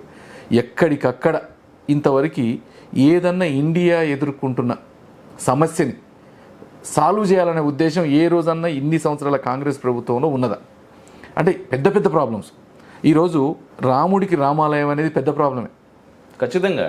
ఎందుకంటే అయోధ్య రాముడు అంటాం ఎవరు పట్టినా, రాముడు అంటే అయోధ్య రాముడే. రాముడు ఇది హిందూ దేశం, రాముడు పుట్టిన దేశం. అట్లాంటిది రాముడు ఉన్న కాడనే రాముడికి ఇల్లు కట్టుకునే పరిస్థితి లేకుండా 500 సంవత్సరాలు లక్షల మంది చచ్చిపోయారు దీంట్లో. అయినా ఈ రోజు మాట్లాడలే ఎవరు కూడా. ఎప్పుడైతే పక్కన పెట్టి లాయర్లను పెట్టి ఇన్ని సంవత్సరాలు ఆపిచ్చిండ్రు. అంటే వాళ్ళు ఏంటంటే ఇది ఆపాలా, మీరు అన్నారు కదా ఇప్పుడు మైనార్టీస్ పదాలు, మైనార్టీస్ ఓట్లు వేయించుకోవాలా. మళ్ళీ అట్లని మైనార్టీస్కి ఏమైనా చేసిండ్రా? ఇంతవరకు ఆ మైనార్టీస్ డెవలప్మెంట్ కోసం మైనార్టీస్ ఉన్న ఏరియాలలో మనం పోతే పాపం వాళ్ళు పడుకోవటానికి ఇల్లు ఉన్న వాళ్ళ జనాభా పడుకోవడానికి ప్లేసులు లేవు ఇళ్ళల్లో. వాళ్ళకి ఏమైనా సపరేట్గా ఇండ్లు కట్టినవా? సపరేట్గా వాళ్ళు ఉన్న ఏరియాలో రోడ్లు వేసినవా? అక్కడున్న లీడర్ వేయొద్దంటే నువ్వు వేయకుండా ఉంటావు, ఎందుకంటే వాడు అట్టుంటే నాకు ఓటేస్తావని. అంతే కదా. నువ్వు ఎంతసేపటికి వీళ్ళని ఇట్లా మాట్లాడుకుంటూ ఏ సమస్యను సాల్వ్ చేయకుండా, అంటే ఎక్కడున్నోడు అట్టుంటేనే మనకు ఓట్లు పడతాయని జీవితాలు ఇంత చేసి ఇంతసేపు మీరు అనుకున్నావు మీ నాన్న మా నాన్న మానకాడికి మన కొడుకు దాకా అభివృద్ధి చెందుతున్న దేశంగా చేసినామంటే ఇదే పద్ధతులు. ఇంకొకటి, ఈరోజు కాశ్మీర్ అనేది మనకి తలకాయ లాంటిది. కాశ్మీర్ ప్రైడ్కి చెప్తాం. సరే మీ పాలనే కాశ్మీర్ని ఒక పార్టీని ఒప్పచెప్పినరు. ఉన్న కాశ్మీర్ అన్న మనం కాపాడుకోవాలా లేదా? దాన్ని 3 కుటుంబాలకు ఒప్పచెప్పి పారేసిండ్రు. వాళ్ళ కోసమే 370 ఆర్టికల్ అని ఒకటి పెట్టుకున్నారు. పెట్టి ఒక విజిలెన్స్ లేదాడా? నువ్వు ఏదైనా వర్క్ ఇచ్చి డబ్బులు ఇచ్చినావు అంటే దాన్ని చేయడానికి ఒక వ్యవస్థ లేదు. నిజంగా చేసినావా చేయలేదా అంటే ఈ 370 ఆర్టికల్ రద్దు చేసిన తర్వాత మళ్ళీ ఇప్పుడు చెప్తున్నారు కదా మేము 370 ఆర్టికల్ తీసుకొస్తామంటారు. ఇప్పుడు జనం కొడతారు ఇంకా. ఇప్పుడు ఎందుకంటే ఉన్న సమస్యను నువ్వు సాల్వ్ చేయవు, మళ్ళీ కొత్త సమస్యలు సృష్టిస్తావు. నువ్వు ఏ సమస్య జోలికి పోవు నువ్వు, కానీ ఓట్లు వేయించుకొని పక్కకు పోతావు. దానికి ముందు ఇట్లాంటి పెద్ద పెద్ద వర్డ్స్ మైనార్టీ అబ్యూజ్మెంట్. అసలు మైనార్టీలను అబ్యూజ్ చేసిందే కాంగ్రెస్, మైనార్టీస్కి ఏం చేయకుండా చేసిందే కాంగ్రెస్. ఈరోజు దేశం కాదండి ప్రపంచంలో అసలు ఒక మనిషిని పుట్టినాక నీకు ఒక డెమోక్రసీ ఒక గవర్నమెంట్ ఉన్నాక నీకు ఏం కావాలా? ఫస్ట్ ఒక మంచి నీరు కావాలా, మంచి గాలి కావాలా, వైద్యం కావాలా, విద్య కావాలా, ట్రాన్స్పోర్టేషన్ కావాలా. ఈ 5 వదిలిపెట్టినావు గాలికి. నువ్వు ఈవెన్ తెలంగాణలో కూడా జరిగింది అదే. ఇలా స్కూల్స్ పెట్టినాం, బిల్డింగ్లు కట్టినాం, టీచర్లు లేరు. యూనివర్సిటీస్ ఉన్నాయి, 10 ఏళ్లల్లో యూనివర్సిటీస్లో అసలు జాబ్ నోటిఫికేషన్స్ లేవు. బయటకు వచ్చేసరికి నోటిఫికేషన్స్ లేవు. సరే మిగతా వాటిలో ఏదో జాబ్స్ ఇచ్చినా ఈ అసలు విద్యను గాలికి వదిలేస్తే బిల్డింగులు కడుతున్నాం కానీ దానికి కావాల్సిన సదుపాయాలు చేయకుండా చేస్తుంటే మరి ఇవన్నీ లేకపోతే రేపు మన ఫ్యూచర్ ఎట్లా? ఈరోజు యూనివర్సిటీస్ అంటే బ్రెయిన్ డ్రైన్ అయితంతో పాటు మనీ డ్రైన్ కూడా అవుతా ఉంది. ఇప్పుడు వేల లక్షల మంది ఈరోజు అమెరికాకి, చివరికి ఫిలిప్పైన్స్ పోతారండి డాక్టర్లు చదవడానికి. ఫిలిప్పైన్స్, మన ఏమంటారు ఉక్రెయిను, తజకిస్తాను, మనకి తెలవని నోరు తిరగని పేర్లకి ఇలా చదువుకోవడానికి పోతున్నారు. ఇన్ని అవకాశం మళ్ళీ అడిగిపోయినాక లెక్చరర్లు ఎవరుంటారు? మనోళ్ళే ఉంటారు. అంటే ఇట్లాంటివన్నీ కూడా నువ్వు చేసుకుంటూ ఒక పక్కనేమో ఫస్ట్ ఉన్నత విద్యావంతుల్ని, మంచి ఇన్వెస్టర్స్ని అందరినీ పంపించేసారు బయటికి మీరున్న పాలసీలతోటి. ఇప్పుడు ఉన్న డబ్బుల్ని విద్యార్థులను కూడా మళ్ళీ బయటికి పంపుతా ఉన్నాం. అంటే ఇంక ఆడిపోయినాక ఏమవుతుంది? ఎవడైతే గొప్పగా ఆలోచించగలిగేటోడు, ఆడ ఉండగలిగేటోడు అక్కడే ఉండిపోతాడు. మళ్ళీ మనం ఎంతసేపటికి పిల్లలను పుట్టించి ఎక్స్పోర్ట్ చేసే కంపెనీగానే ఉంటున్నాం, కానీ అంటే బాగు చేసే కంపెనీగా లేము. ఈరోజు అన్నిటికీ అడ్డుకట్టలేసింది కాబట్టి మోడీ గారి మీద భయం అవుతుంది అందరికీ. ఈరోజు ఇన్ని మెడికల్ కాలేజీలు, జిల్లాకు మెడికల్ కాలేజీ శాంక్షన్ చేసిండ్రు. నీకు నవోదయ స్కూల్స్ అయితేంది, ఎయిమ్స్ హాస్పిటల్స్ అయితేంది. ఎయిమ్స్ ఎన్నాళ్ళండి? 70 ఏళ్ల చరిత్రలో 2 ఎయిమ్స్ కడతారు. ఈరోజు 13 ఎయిమ్స్ కాలేజీలు 10 ఏళ్ళలో వచ్చినాయి. దాంతోపాటు శతాబ్ది ఎక్స్ప్రెస్లు, ట్రైన్లు మొత్తం వేస్తే నీకు 70 ఏళ్ళలో 1, 2 ట్రైన్ లైన్లు వేసిండ్రు. ఈరోజు 10 ఏళ్లలో డబుల్ లైన్స్ వేసిండ్రు ట్రైన్స్. హైవేల నిర్మాణం మన్మోహన్ సింగ్ గారు దిగిపోయేటప్పటికి 2 కిలోమీటర్లు పర్ డే ఉంటే కెపాసిటీ ఈరోజు 25 నుంచి 30 కిలోమీటర్లు పర్ డే కెపాసిటీకి పెంచేటట్టు చేసిండ్రు. అదే గవర్నమెంటు, అదే బ్యూరోక్రాట్లు కదా ఉంది. అంటే ఒక మనిషిగా తేడా జరిగింది. Yes. అంటే ఆ మనిషికి ఇన్ని తేడాలు జరిగినప్పుడు ఎవరు యాక్సెప్ట్ చేస్తారు మిమ్మల్ని? ఈరోజు ఎట్టి పరిస్థితుల్లో అందుకే ఇవాళ మోడీ గారిని ఒక సేవియర్ లాగా చూస్తూ ఉన్నారు పీపుల్. మోడీ గారు అంటే ఈ అంటారు కదా, ధర్మరక్షణ దుష్ట శిక్షణ, Yes. దానికోసం ఎవరో ఒకరు పుడుతూనే ఉంటారు ఎప్పుడో ఒకసారి. మనం హిందూ మతంలో రాసిందే కదా అది. అందుకని మోడీ గారు పుట్టిండే అనుకుంటా ఉన్నారు ఈరోజు. అందుకే జనం మోడీ మోడీ మోడీ మోడీ అంటా ఉన్నారు ఎక్కడికి పోయినా. ఓకే, ఇప్పుడు మీరు హిందూ మతం అన్నారు కాబట్టి ఒక క్వశ్చన్ సార్ నాది. బేసిక్గా ఈ మధ్య చూసుకుంటే గత 10 సంవత్సరాలుగా కన్వర్షన్స్ అనేవి విపరీతంగా పెరిగిపోయినాయి. అంటే అంతకుముందు దాదాపుగా అదైతే గ్రాడ్యువల్గా పెరుగుతూనే ఉన్నాయి.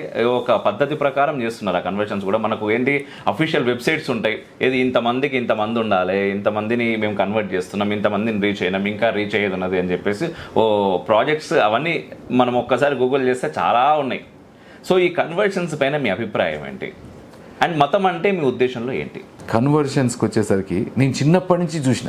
Yes. అంటే మిగతా వాళ్ళు ఆ కన్వర్షన్ అంటే ఏందో తెలుసో తెలియదో కానీ నేను ఉన్నది మఠంపల్లి, నేను చదివింది మాన్ఫోర్ట్ హై స్కూల్. ఓకే, అంటే ఆమె హిందూ, నేను చదివింది క్రిస్టియన్ స్కూల్. ఎస్. సరే, స్కూల్లో ఎక్కడ నువ్వు క్రిస్టియానిటీ జాయిన్ కావాలని డైరెక్ట్ చెప్పకపోయినా, ఏ ఇయర్లో సార్ అది? మొత్తం 1989 పాస్డ్ అవుట్ 10th. ఓకే, అప్పటిదాకా కూడా నేను చదివింది మాన్ఫోర్టే.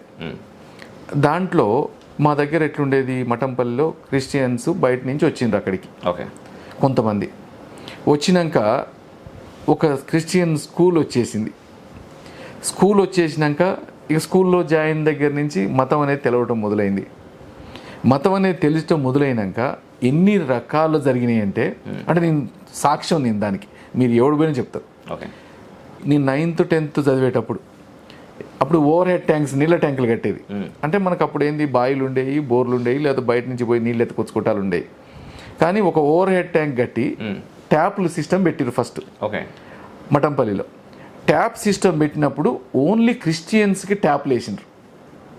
అంటే హిందూ ఇల్లుంటే దాని పక్కన వదిలిపెట్టి క్రిస్టియన్కి ఏంటంటే మా సంఘం నుంచి వచ్చింది, ఇది మేమే వేసుకోవాలని వేసిండ్రు. ఓకే, నువ్వు వాడుకున్న నేల ఏంది, నువ్వు వాడుకున్న రోడ్డు ఏంది, నువ్వు కట్టిన ప్లేస్ ఏంది, నువ్వు ఇచ్చుకున్నది ఎవరికి ఇస్తున్నావు అంటే దానికి ఇంకా నీళ్లు రాని పేద ఏం చేయాలి అప్పుడు? రెండోది, మేము చదువుతున్నప్పుడు అప్పట్లో సీట్లు తక్కువ ఉండేవి.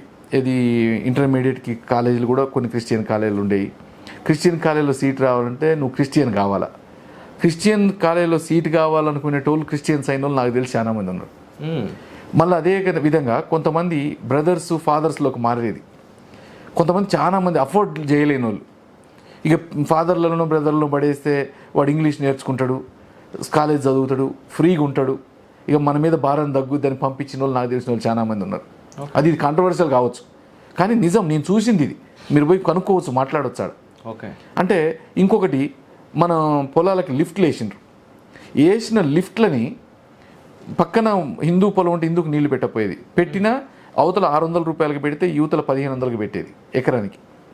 అప్పుడు వీడు ఏం చేయాలి? ఇంకా ఆప్షన్ ఏంది? గవర్నమెంట్ నుంచి రావు. లోపల వచ్చిన వాటికి ఏం చేయాలంటే నువ్వు మతం మారాలా. మతం మారిండ్రు. ఈరోజు ఇదే మఠంపల్లిలో క్రిస్టియన్ పాపులేషన్ 50% అయింది, మోర్ దాన్ 50%. అంటే ఈ కన్వర్షన్ అనేది అసలు బిజినెస్ అయిపోయింది. నేను బయట ఉన్నా, కెనడాలో చూసిన. ఓకే, మేము టెంపుల్, మనం అందరం కూర్చోవాలో టెంపుల్ కావాలంటే ఆ టెంపుల్ జోన్లో ఉండాలి. మనం టెంపుల్ కట్టుకోవడానికి పర్మిషన్ ఈ జోనింగ్ ఫ్యాక్టర్స్లో. అప్పుడు మేము ఏం చేసినాం, కొంతమంది అంటే నేను అప్పుడు కట్టిన టెంపుల్స్ ఉన్న టెంపుల్స్ అన్నీ ఏం చేశారంటే ఈ చర్చిలు అమ్మితే కొనుక్కొని దాంట్లో టెంపుల్ పెట్టిండ్రు. ఓకే, అక్కడోడేమో చర్చిలు వదిలిపెట్టిండు. ఎస్. నేను చాలా యూకేలో చూసిన, చాలా చర్చిలు క్లోజ్ అయిపోయినాయి. ఎందుకంటే వాళ్ళు చర్చిలకు పోవడం, వాళ్ళు ఒకప్పుడు ఇట్లా పెట్టి పెట్టి పెట్టి కొట్టి కొట్టి ఉంచిండ్రు కదా, ఇక రాను రాను ఫ్రీ అయిపోయినారు వాళ్ళు. అందుకని చర్చిలకు పోయేటోళ్ళు లేక చర్చిలు క్లోజ్ అయిపోయినాయి. ఇక వాళ్ళంతా మిషనరీస్ ఏం చేయాలంటానికి ఒక పెద్ద కంట్రీ ఉందని దీన్ని పట్టిండ్రు, ఇక్కడ చేస్తూ ఉన్నారు. అందుకని ఇలా నీకు ఒక ఇంకా ఎక్కడ మైనారిటీ, ఎక్కడ మెజారిటీ, ఎక్కడ సెక్యులరిజం, ఇలా నువ్వు మనల్ని మనం కాపాడుకోలేని పరిస్థితి.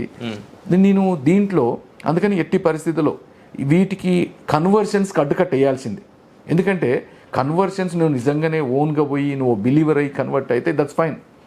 కానీ ఇవన్నీ కూడా ఒక తెలవకుండా నీకు పంపించిన కన్వర్షన్స్, ప్రలోభాలకు గురి చేసి కన్వర్షన్స్. ఇకపోతే నా దృష్టిలో మతం అంటే అదే, నేను అనేది మతం అనేది ఒక వే ఆఫ్ లైఫ్. మనమేమో మతం అనేది ఒక సనాతన ధర్మం, మనం పూర్వీకుల నుంచి వందల వేల ఏళ్ళ కోట్ల, నాకు తెలిసి దీనంత పాత సంస్కృతి ఈ ప్రపంచంలోనే లేదు. అట్లాంటిది మనం ఇన్ని లక్షల ఏళ్ళ నుంచి ఇన్ని ప్రలోభాలు గురి చేసినా, ఇన్ని ఈ మతాలు కులాలు ఈ దేశాన్ని ఏలినా మారకుండా ఉండడానికి కారణం మన సనాతన ధర్మం. ఈరోజు అదే సనాతనం అంటే దీంట్లో కూడా ఎక్కడ నీ కన్వర్షన్ కమ్మనరు, ఎక్కడ గుడికి బొమ్మనరు, రోజు నువ్వు భగవద్గీత చదవమని ఎవడు చెప్పడు. కానీ నీ లైఫ్లో ఇగో ఈ పని చేస్తే మంచిది, ఇగో ఇది నీ బాధ్యత ఎవడు చెప్పిండంటే రాముడు ఏకపత్ని వ్రతుడు, తండ్రి మాట జవదాటని వాడు అంటే ఏంది ఇండైరెక్ట్గా నీకు ఒక మంచిని బోధించే అంశాలు, అసత్యం చెప్పడు అంటే ఎన్ని మంచిని చేపించే అంశాలని మతం పేరు మీద జోడించి నీకు ఒక లైఫ్లో నీకు కంట్రోల్ చేసుకుంటూ వచ్చింది. కానీ ఎక్కడ నువ్వు హిందూ మతం తీసుకుపోయి కన్వర్షన్ చేయదలుచుకుంటే ఈరోజు ఇదే పాకిస్తాన్, ఇదే బంగ్లాదేశ్లో 24%, 25% మనం డివైడ్ ముందున్న పాపులేషన్ ఈరోజు 1%, 2.5% ఎట్లా వస్తుంది, 0.2% ఎట్లా వస్తుంది నీకు? ఎందుకంటే వాళ్ళేమో మన పక్కనే కదా, మనతో పాటు విడిపోయిన తమ్ముళ్ళు అన్నలే కదా. మరి అక్కడనేమో అట్లా అయిపోయి ఇక్కడనేమో ఇట్లా అయిపోతూ ఉంటే మనం ఇంకా ఎట్లా ఏం చేస్తూ ఉన్నాం? ఉండాల రైట్స్ చూడు, నువ్వు ఏ మతాన్ని ఆ మతానికి మంచి వాల్యూ. నీ మతం గొప్పదో నా మతం గొప్పదో కాంపిటీషన్లో అవసరం లేదు. నువ్వు ఎట్లుంటావో అట్లుండు నువ్వు. కానీ ఒక దేశం ఒక పీఠం కింద ఉండేటప్పుడు అందరం ఒకే రకంగా ఉండాలి కదా. కానీ నా దృష్టిలో మాత్రం ఎట్టి పరిస్థితుల్లో మత మార్పిట్లు అనేది బంద్ చేయాల్సింది. ఓకే, మత మార్పిడి ద్వారా ముఖ్యంగా అంటే మతం మారడం ద్వారా దేశానికి వచ్చే నష్టం ఏమైనా ఉందనుకుంటున్నారా మీరు? ఇక మత మార్పిడి ద్వారా దేశానికి నష్టం ఏంటంటే ఈరోజు అవుట్ సైడర్ ఇన్ఫ్లుయెన్స్ ఈ దేశం మీద. మనం రకరకాల పెద్ద పెద్ద కంపెనీలు, ఏది గవర్నమెంట్ బ్యాక్డప్ కంపెనీస్, ఇప్పుడు వాళ్ళు ఏం చేస్తారు? ఈ దేశాన్ని అందరికీ తెలుసు, ఇప్పుడు ప్రపంచానికి భారతదేశం అనేది నెంబర్ 1 అవుతుంది. అదే మంచి ఇప్పటిలాగా ఉన్న గవర్నమెంట్ ఉంటే ఇప్పటికి అయ్యేటోళ్ళం. సరే ఇప్పటికి లేట్ అయింది, అయినా కానీ రేపు అవుతుంది. దీన్ని కంట్రోల్ చేయాలా, మనల్ని దాటకుండా పోనీయాలా అంటే రకరకాల మార్గాలు. దాంట్లో మంచి వెపన్ ఈ మతం. మతాన్ని కొంతమందికి జోడిస్తే వీళ్ళందరూ దేశభక్తి కంటే మతం మీద పిచ్చి పెంచి వాళ్ళని మనకి యూజ్ చేసుకుంటాడు చేయడానికి ఉండే పన్నాగాలు చాలా ఉన్నాయి. ఓకే, అంటే ఇవన్నీ కూడా నీకు ఎవడి రాజ్యాంగం వాడికుండి ఎవడు మతం వాడు ఆచరించేటప్పుడు ఎవరికి ఏమి సంబంధాలు ఉండవు. కానీ నువ్వు ఏదో ఫోర్స్ఫుల్గా ఒకరిని పెట్టి ఫోర్స్ఫుల్గా ఒక బిజినెస్ డీల్ లాగా చేసి, నేను వ్యాంకోవర్లో ఉన్నప్పుడు కెనడాలో RCMP పోలీస్ డిపార్ట్మెంట్ ఒక వైట్ పేపర్ రిలీజ్ చేసింది. ఓకే, దాంట్లో చెప్పింది ఏంటంటే entire Vancouver downtown owned by 2 Chinese majors. అంటే వాళ్ళు తెలవకుండా గవర్నమెంట్ వాళ్ళతో కొనిపించింది మొత్తం. ఏదైతే అమెరికన్ కంపెనీస్ ఉన్నాయో వాటిని టెక్నాలజీ అంతా కెనడాలో ఉంటే కెనడియన్ కంపెనీస్ని ఎక్వైర్ చేసి బ్యాక్డోర్లో US టెక్నాలజీని తీసుకొని చైనాకి తీసుకుపోయినారు. అంటే రేపు ఎన్ని జరుగుతాయి ఇక్కడ. నువ్వు టెక్నాలజీ డ్రైన్ కావచ్చు, మనుషుల్ని మధ్యలో ఒకరికొకరికి చిచ్చులు పెట్టవచ్చు. వీటన్నిటిని కాకుండా అందరం మన జాతీయవాదం కూడా తగ్గేటట్టు చేయొచ్చు. ఈరోజు ఒక దేశంలో ఉన్నప్పుడు మనం ప్రతి ఒక్కటి ఈ 10 ఏళ్లలో ఫస్ట్ టైం పేట్రియాటిజం చూస్తూ ఉన్నాం, దేశం మీద ప్రేమను చూస్తూ ఉన్నాం. ఈరోజు అంటే స్వేచ్ఛగా మాట్లాడగలుగుతూ ఉన్నాం, భయపడకుండా చేస్తూ ఉన్నాం. ఇవి అందుకని ఖచ్చితంగా. సో ఇప్పుడు మీరు చెప్పింది ఖచ్చితంగా మీరు అందరూ కూడా అర్థం చేసుకోవాల్సినటువంటి పాయింట్ అండి. అంటే మతం మారితే ఏమైపోతుంది, ఏమున్నది, ఈరోజు ఇప్పటిదాకా ఇట్లా మొక్కినాడు రేపటి నాడు ఇట్లా మొక్కుతాడు అని మాత్రమే ఆలోచించేటటువంటి వ్యక్తులు ఇప్పుడు సార్ చెప్పింది ఖచ్చితంగా అర్థం చేసుకునే ప్రయత్నం చేయరు. అంటే కేవలం నమ్మకం ద్వారా పోవడం వేరు, పక్క నుంచి ప్రలోభాల ద్వారా మనం మతం మారినప్పుడు జరిగేటటువంటి నష్టాలు ఏంటి అనేది కళ్ళకు కట్టినట్టుగా చాలా మంచి ఎగ్జాంపుల్తో చెప్పారు. ఖచ్చితంగా మీరు మిగిలినంత పక్కన పెట్టురు, కానీ ఇది ఖచ్చితంగా చాలా మందికి షేర్ చేయరు. చాలా పనికొచ్చేది, మిస్ చేస్తే మాత్రం చాలా కష్టాలు కూడా మనం అనుభవించాల్సి వస్తుంది అబ్బా. And one more thing sir, మీరు చెప్తున్నప్పుడు అన్నారు నాకు స్కూల్లోకి ఎంటర్ అయిన తర్వాత మతం అంటే ఏందో తెలిసింది అని చెప్పేసి ఇంతకుముందు మాట్లాడుతున్నప్పుడు. అంటే నార్మల్గా కూడా ఎవరికైనా మన దాంట్లో ముఖ్యంగా సనాతన ధర్మంలో పెరుగుతున్నటువంటి వాళ్ళకి చిన్నప్పటి నుంచి అరే ఇది అది అది అని చెప్పేసి ఈ స్పూన్ ఫీడింగ్ అనేది ఉండదు. అందరూ మనమే అనేటటువంటి ఒక భావనతో పెరుగుతాం. అందుకోసమే నాకు తెలిసి మీకు స్కూల్కి పోయిన తర్వాత అక్కడ వాళ్ళు చేస్తున్నటువంటి విచిత్రమైనటువంటి వేషాలు చూసి ఎరే బాబు ఇట్టుంటుందా అని అనిపించిందేమో అనుకుంటున్నాను నేను. అంటే నాకు చిన్నప్పుడు నాకు తెలిసిన మతం, ఓకే, మేము శనివారం రోజు వేణుగోపాల స్వామి గుడిలో భజనలు ఉండేవి. అందరం ఆడుకుంటా ఉండేది. 8:30, 9ంటికి సర్వమంగళ సీతారామ అని పాట పాడేది. ఓకే. ఆ పాట వచ్చిందంటే పులిహార పెడతారు, పాశం పెడతారు అని ఉరికేది మేము. ఓకే. అంటే నాకు తెలిసిన మతం అది. నేను అంటే ఆ చిన్న ఏజ్లో పోయి కొద్దిసేపు భజన చేసేది, లాస్ట్ కల్లా ఇక పులిహార తీసుకొని బ్యాక్ వచ్చేది. మేమేమో అట్లుండేది. స్కూల్లోకి వచ్చినప్పుడు ఎట్లుండేదంటే అంటే కంపల్షన్, నువ్వు పొద్దున్నే బైబిల్ చదవాలా, సండే చర్చికి పోవాలా. అప్పుడేదో అప్పమో ఏదో పెట్టేది, అడిగిపోతే అది మళ్ళీ కొంతమందికి పెట్టి అంటే ఓన్లీ బాప్టైజ్ అయిన వాళ్ళకి అట్లాంటి, నాకు బాప్టైజ్ ఓడని తెలియదు కూడా అప్పుడు, కానీ ఏదో సప్పసాదం ఇది అనేది మా దగ్గర. అంటే వాళ్ళ భాషలలో దాని ప్రాంతీయ తత్వానికి మారుస్తారు కదా, అట్లా మార్చిన వాటిల్లో చేసేది.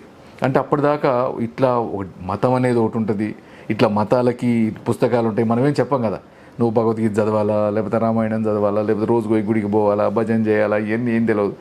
మనదేమో ఫ్యామిలీలో ఇన్హరెంట్గా నేర్చుకుంటూ పోతాం. అంటే మామూలుగా ఇవన్నీ మతంలో చెప్పేవన్నీ కూడా మనం ఇంట్లో నేర్పించడానికి ఉంటుంది మన సనాతనం.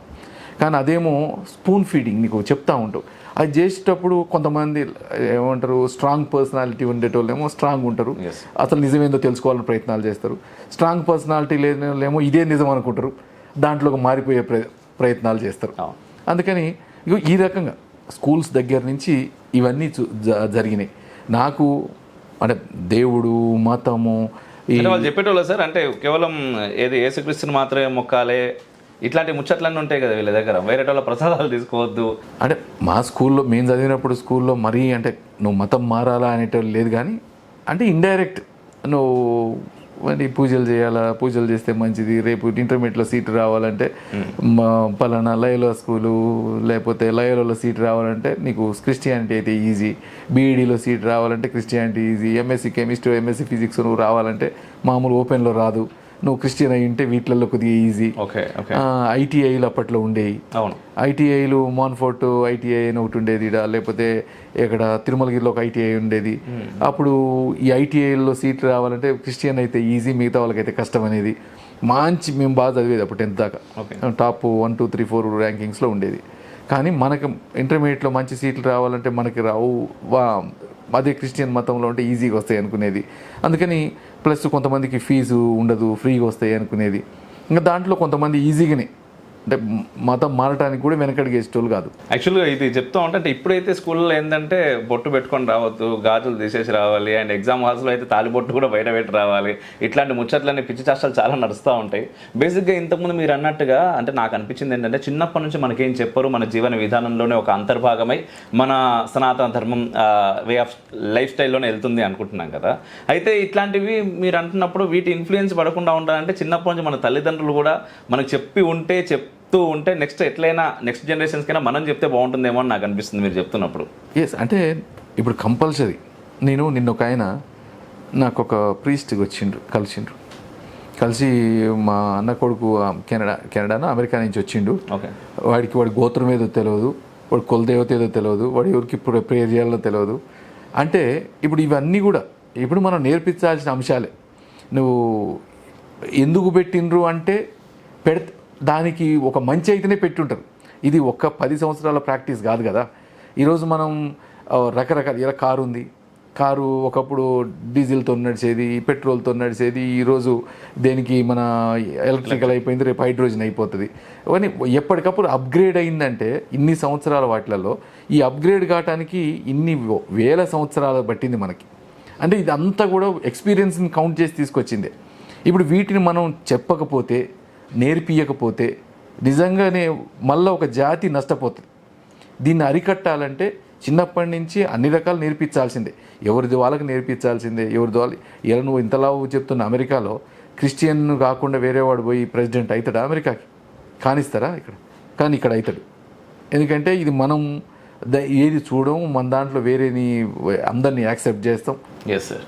అండ్ మరొక ప్రశ్న సార్, ఇంతకుముందు మీరు అన్నారు అంటే రాముడు లాంటి కొడుకు కావాలి అనుకుంటారు, ఎందుకంటే దశరథుని మాట అంత బాగా విన్నాడు, రాముడు లాంటి భర్త కావాలనుకుంటారు. అంటే రాముడు లాంటి మాకు లీడర్ కావాలి అని చెప్పేసి మాట్లాడతారు. అట్లాంటిది మనకు చిన్నప్పటి నుంచి అలవాటు అయిపోయింది, రాముడిని చూపించారు ప్రతి విషయంలో. కానీ ఏంటంటే ఈరోజు చూస్తుంటే రాముడి పైన అనేక కాంట్రవర్సీలు. అదే రాముడు పుట్టినటువంటి నేలపైన రాముడి గుడి కట్టుకోనికి మనకు 500 ఏళ్ళు పట్టింది. మీరు ఇంతకుముందు చెప్పినట్టుగా చాలామంది దుర్మార్గులు లాపరంగా కూడా పోరాడిర్రు. ఎందుకంటే ఇది మెజారిటీ అంటే హిందూ దేశం అయి ఉండి హిందువుల అస్తిత్వానికి కారణమైనటువంటి రాముని గుడి కట్టుకోవడానికి ఇంత మనం 500 ఏళ్ళు ఎంతో మంది లక్షల మంది ప్రాణత్యాగాలు కూడా చేయాల్సి వచ్చింది. సో ఒక పర్టికులర్ కుట్ర జరుగుతున్నది. ఈ కుట్రను మనం ఎట్లా అర్థం చేసుకోవచ్చు? ఇప్పుడు ఇది కుట్రలు అనేది ఇప్పుడు కొత్తగా పుట్టినయేం కాదు. కొన్ని వేల సంవత్సరాల నుంచి చరిత్రలు చదివిన ఒక దేశాన్ని ఒక రాజ్యాన్ని విచ్ఛిన్నం చేయాలన్నా ఒక ప్లాన్డ్ జరుగుతూనే ఉంటుంది ఎప్పటికప్పుడు. మనకు ఒకప్పుడు అందుకే మంత్రుల వ్యవస్థ అనేది మనం అప్పట్లో చాణక్యుడని చదివేది, వేరే కుట్రల్ని ఎట్లా చేయాలని చేసేది, అందరి దేశాలను యునైట్ ఎట్లా చేసిందని చదివేది. అంటే మనల్ని కాపాడుకోవటానికి మతాలన్నీ పోయి బౌద్ధ మతం వచ్చి ఇంకోటి పోయి అసలు మతమే ఉండదు అనుకునే టైంలో ఆదిశంకరుడు పుట్టిండు. ఈరోజు అంటే మనం ఎప్పటికప్పుడు మనల్ని మనం అప్గ్రేడ్ చేసుకుంటూ ఉండాల్సిందే, మనల్ని మనం ప్రిపేర్ అయి ఉండాల్సిందే, ఫ్యూచర్ వచ్చే వాటికి ప్రిపేర్ చేసుకుంటూ ఉండాల్సిందే మన తరాన్ని. లేకపోతే మన జాతిని కాపాడలేం, దేశాన్ని కాపాడలేం, ప్రపంచాన్ని కాపాడలేం. సార్, అయితే ఇక్కడ బంజారా కమ్యూనిటీ చాలా ఎక్కువగా ఉంది అన్నట్టుగా వింటూ ఉన్నాను నేను. అయితే ఇట్ సేమ్ టైం కన్వర్షన్స్ ఇంతకుముందు మనం మాట్లాడుకున్నట్టుగా అవుతూ ఉన్నాయి. సో పర్టికులర్గా బంజారా అంటే ఎవరైతే వాటెవర్ అంటే నాకు బేసిక్గా ఈ కులాల గురించి మాట్లాడడం అస్సలు చిరాకు, చాలా చిరాకు. ఎందుకంటే సమాజంలో ఎదిగినవాడు ఎదగనివాడు రెండే కులాలు నాకు తెలిసిన మట్టుకు. ఎందుకంటే ఎదగడం అంటే జ్ఞానం పరంగా, ఎట్ సేమ్ టైం డబ్బు పరంగా. ఈరోజు డబ్బు ఉన్నవాడు ఎవడైనా సరే అందరూ కాళ్ళు పట్టుకునే స్థితిలోనే ఉన్నారు. అటువంటి ఇది మనం చూస్తూ ఉన్నాం. కానీ స్టిల్ ఇంతకుముందు మనం చెప్పినట్టుగా మీరు ఇంతకుముందు రాజకీయ లబ్ధి కోసం ఈ మైనార్టీ సంతుష్టీకరణలు, కుల వర్గీకరణలు, కులాల ప్రాతిపదికన ఇచ్చేటటువంటి వ్యవస్థలు అన్నీ జరుగుతూ ఉన్నాయి. సో ముఖ్యంగా నల్గొండ విషయానికి వస్తే మీరు ఎవరైతే తక్కువ స్థితిలో ఉన్నారో వాళ్ళ కోసం ఏం చేయాలనుకుంటున్నారు? అంటే నేను ఫస్ట్ చెప్పిన, నేను రాజకీయాల్లోకి వచ్చిందే మా ప్రాంతాన్ని డెవలప్ చేసుకోవాలా. మనం పడ్డ కష్టాలు మనోడు కిందోడు మళ్ళీ వచ్చినోడు పడకూడదు, నెక్స్ట్ జనరేషన్ కష్టాలు రాకూడదు. మనం ఆ కష్టాలకి సొల్యూషన్ ఉండాలి, సొల్యూషన్గా కావాలి మనం అనేది రాజకీయాల్లోకి వచ్చినాం. బీజేపీ మేనిఫెస్టో చూసినాక ఎగ్జాక్ట్ ఏదైతే మనం అనుకుంటున్నామో నిజంగా అదే మేనిఫెస్టో వచ్చిందేమో అనిపించింది. ఈరోజు మనకి సాల్వ్ చేయాల్సిన అంశాలు నిజంగా 4. దాంట్లో పూర్, ఫార్మర్, యూత్, ఉమెన్, ఆ 4తోటే జ్ఞాన్ అని జీవయ్యన్ అని పెట్టారు. ఇప్పుడు ఆ 4 కూడా నిజంగా సాల్వ్ చేయాల్సినవి, మనం అడ్రస్ చేయాల్సిన అంశాలు.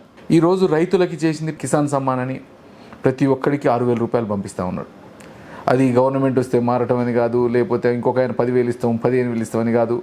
ఒక్క పిఎం కిసాన్ సమ్మాన్ యోజన అనేది మనం ఇచ్చే 6,000 కనపడతా ఉన్నాయి. దాంతోపాటు మీరు ఒక డిఏపి కొన్నా, ఒక యూరియా కట్ట కొన్నా, వాటి మీద ప్రైజెస్ ఉంటాయి, ఎంఆర్పి, దాని కింద సబ్సిడీ. ఆ సబ్సిడీ లెక్కేస్తే ఒక్కొక్క ఎకరానికి 25,000 రూపాయలు ఖర్చు పెడుతున్నట్టు కేంద్ర ప్రభుత్వం. ఓకే, అంటే ఇవేమో మనం చెప్పుకోలేకపోవటం, చెప్పటంలో ఫెయిల్ అవుతున్నాం. కానీ ఇవన్నీ కావాల్సినవి.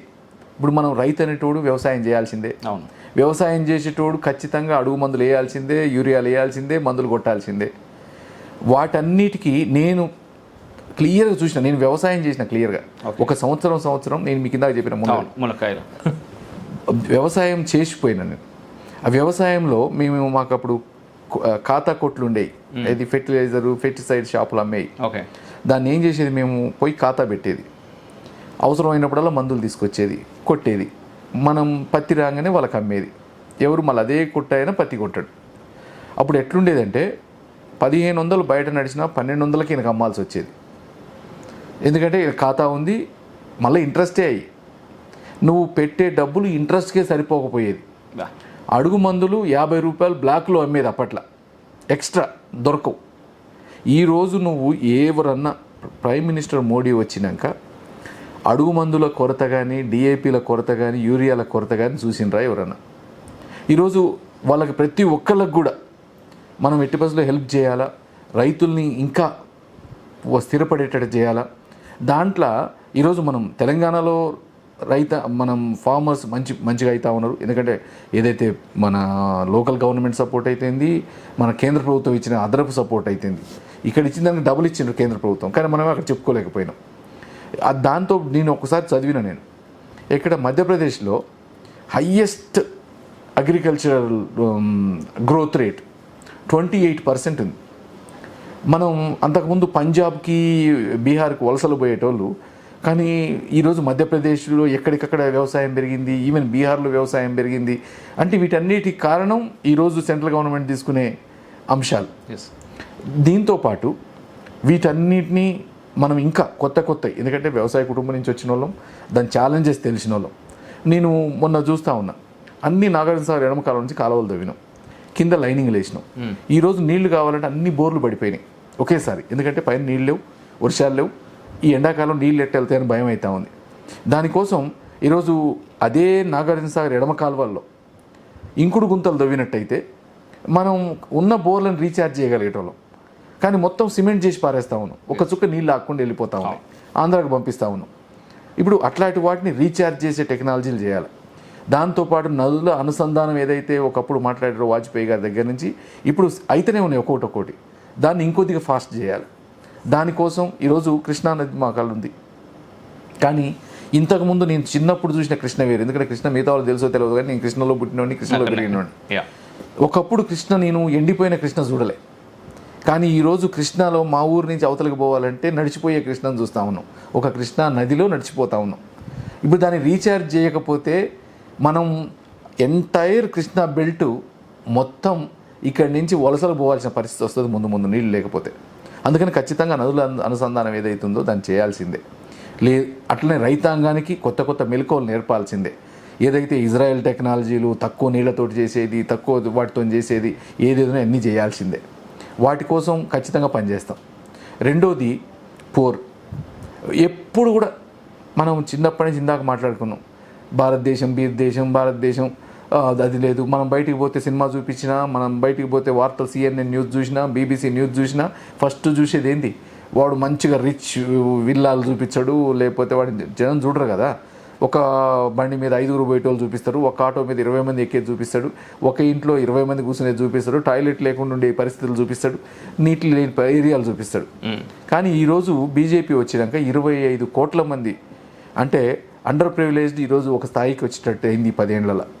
ఇంకా కూడా పూర్ కోసం పనిచేయడానికి నేను మెయిన్గా నాకు తెలిసిన అంశం ఏంటంటే, ఈరోజు ఎస్పెషల్లీ నల్గొండలో అంశం మొత్తం కూడా ప్యాడీ మీద కల్టివేట్ చేసే ఏరియా అయిపోయింది.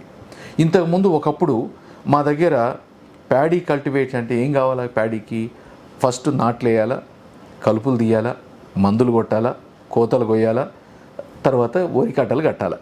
ఇది మొత్తం మీద నీకు అయ్యే వ్యవసాయం. కానీ ఈరోజు ఈ 5 పార్ట్లు కూడా యాంత్రీకరణ అయిపోయింది. రైతు కూలీకి జీవితం అనేది లేకుండా అయిపోతూ ఉంది ఊర్లలోకి పోయినప్పుడు. దాన్ని అడ్రస్ చేయాల్సిన అంశం ఉంది. దాంట్లో భాగంగా ఇప్పుడు ఏదైతే అట్లీస్ట్ పనికి ఆహార పథకం అని మన్రేగా పెట్టినరో, దాన్ని 100 నుంచి 300 రోజులకు పెంచినరో, అది కొద్దిగా పూర్ణ ఆదుకునే కెపాసిటీ ఉంది. కానీ దానికి ఇంకొద్దిగా ఎక్కువ మార్గాలు చెప్పాలి. దానికి నిజంగా నిన్న మేనిఫెస్టోలో పెట్టిన అంశం నన్ను కదిలిచ్చింది. ఎందుకంటే 300 కోట్ల మంది మహిళలకి ఇండ్లు కట్టిస్తామని, మహిళల్ని ఎంటర్ప్రెన్యూర్స్గా చేస్తామని. మనం ఖచ్చితంగా ప్రతి మహిళ ఏదైతే విశ్వకర్మ యోచన ద్వారా చిన్న వ్యాపారాలు పెట్టించి వాళ్ళ కాళ్ళ మీద నిలబెట్టడం చేయకపోతే రైతు కూలీలు పరిస్థితి ఇంకా ఘోరంగా ఉంటుంది. మనం ఏదైతే ఆశయం అనుకున్నామో దాన్ని చేయలేం.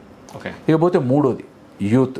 నేను రాజకీయాలకు వచ్చిందే యూత్ ఎంపవర్మెంట్, యువ భారతం మంది. నీకు ఈరోజు 35 ఏళ్ళ లోపల దాదాపు 50% ఉన్న దేశం నాకు తెలిసి ప్రపంచంలో ఎక్కడ లేదు, ఇలా మందే.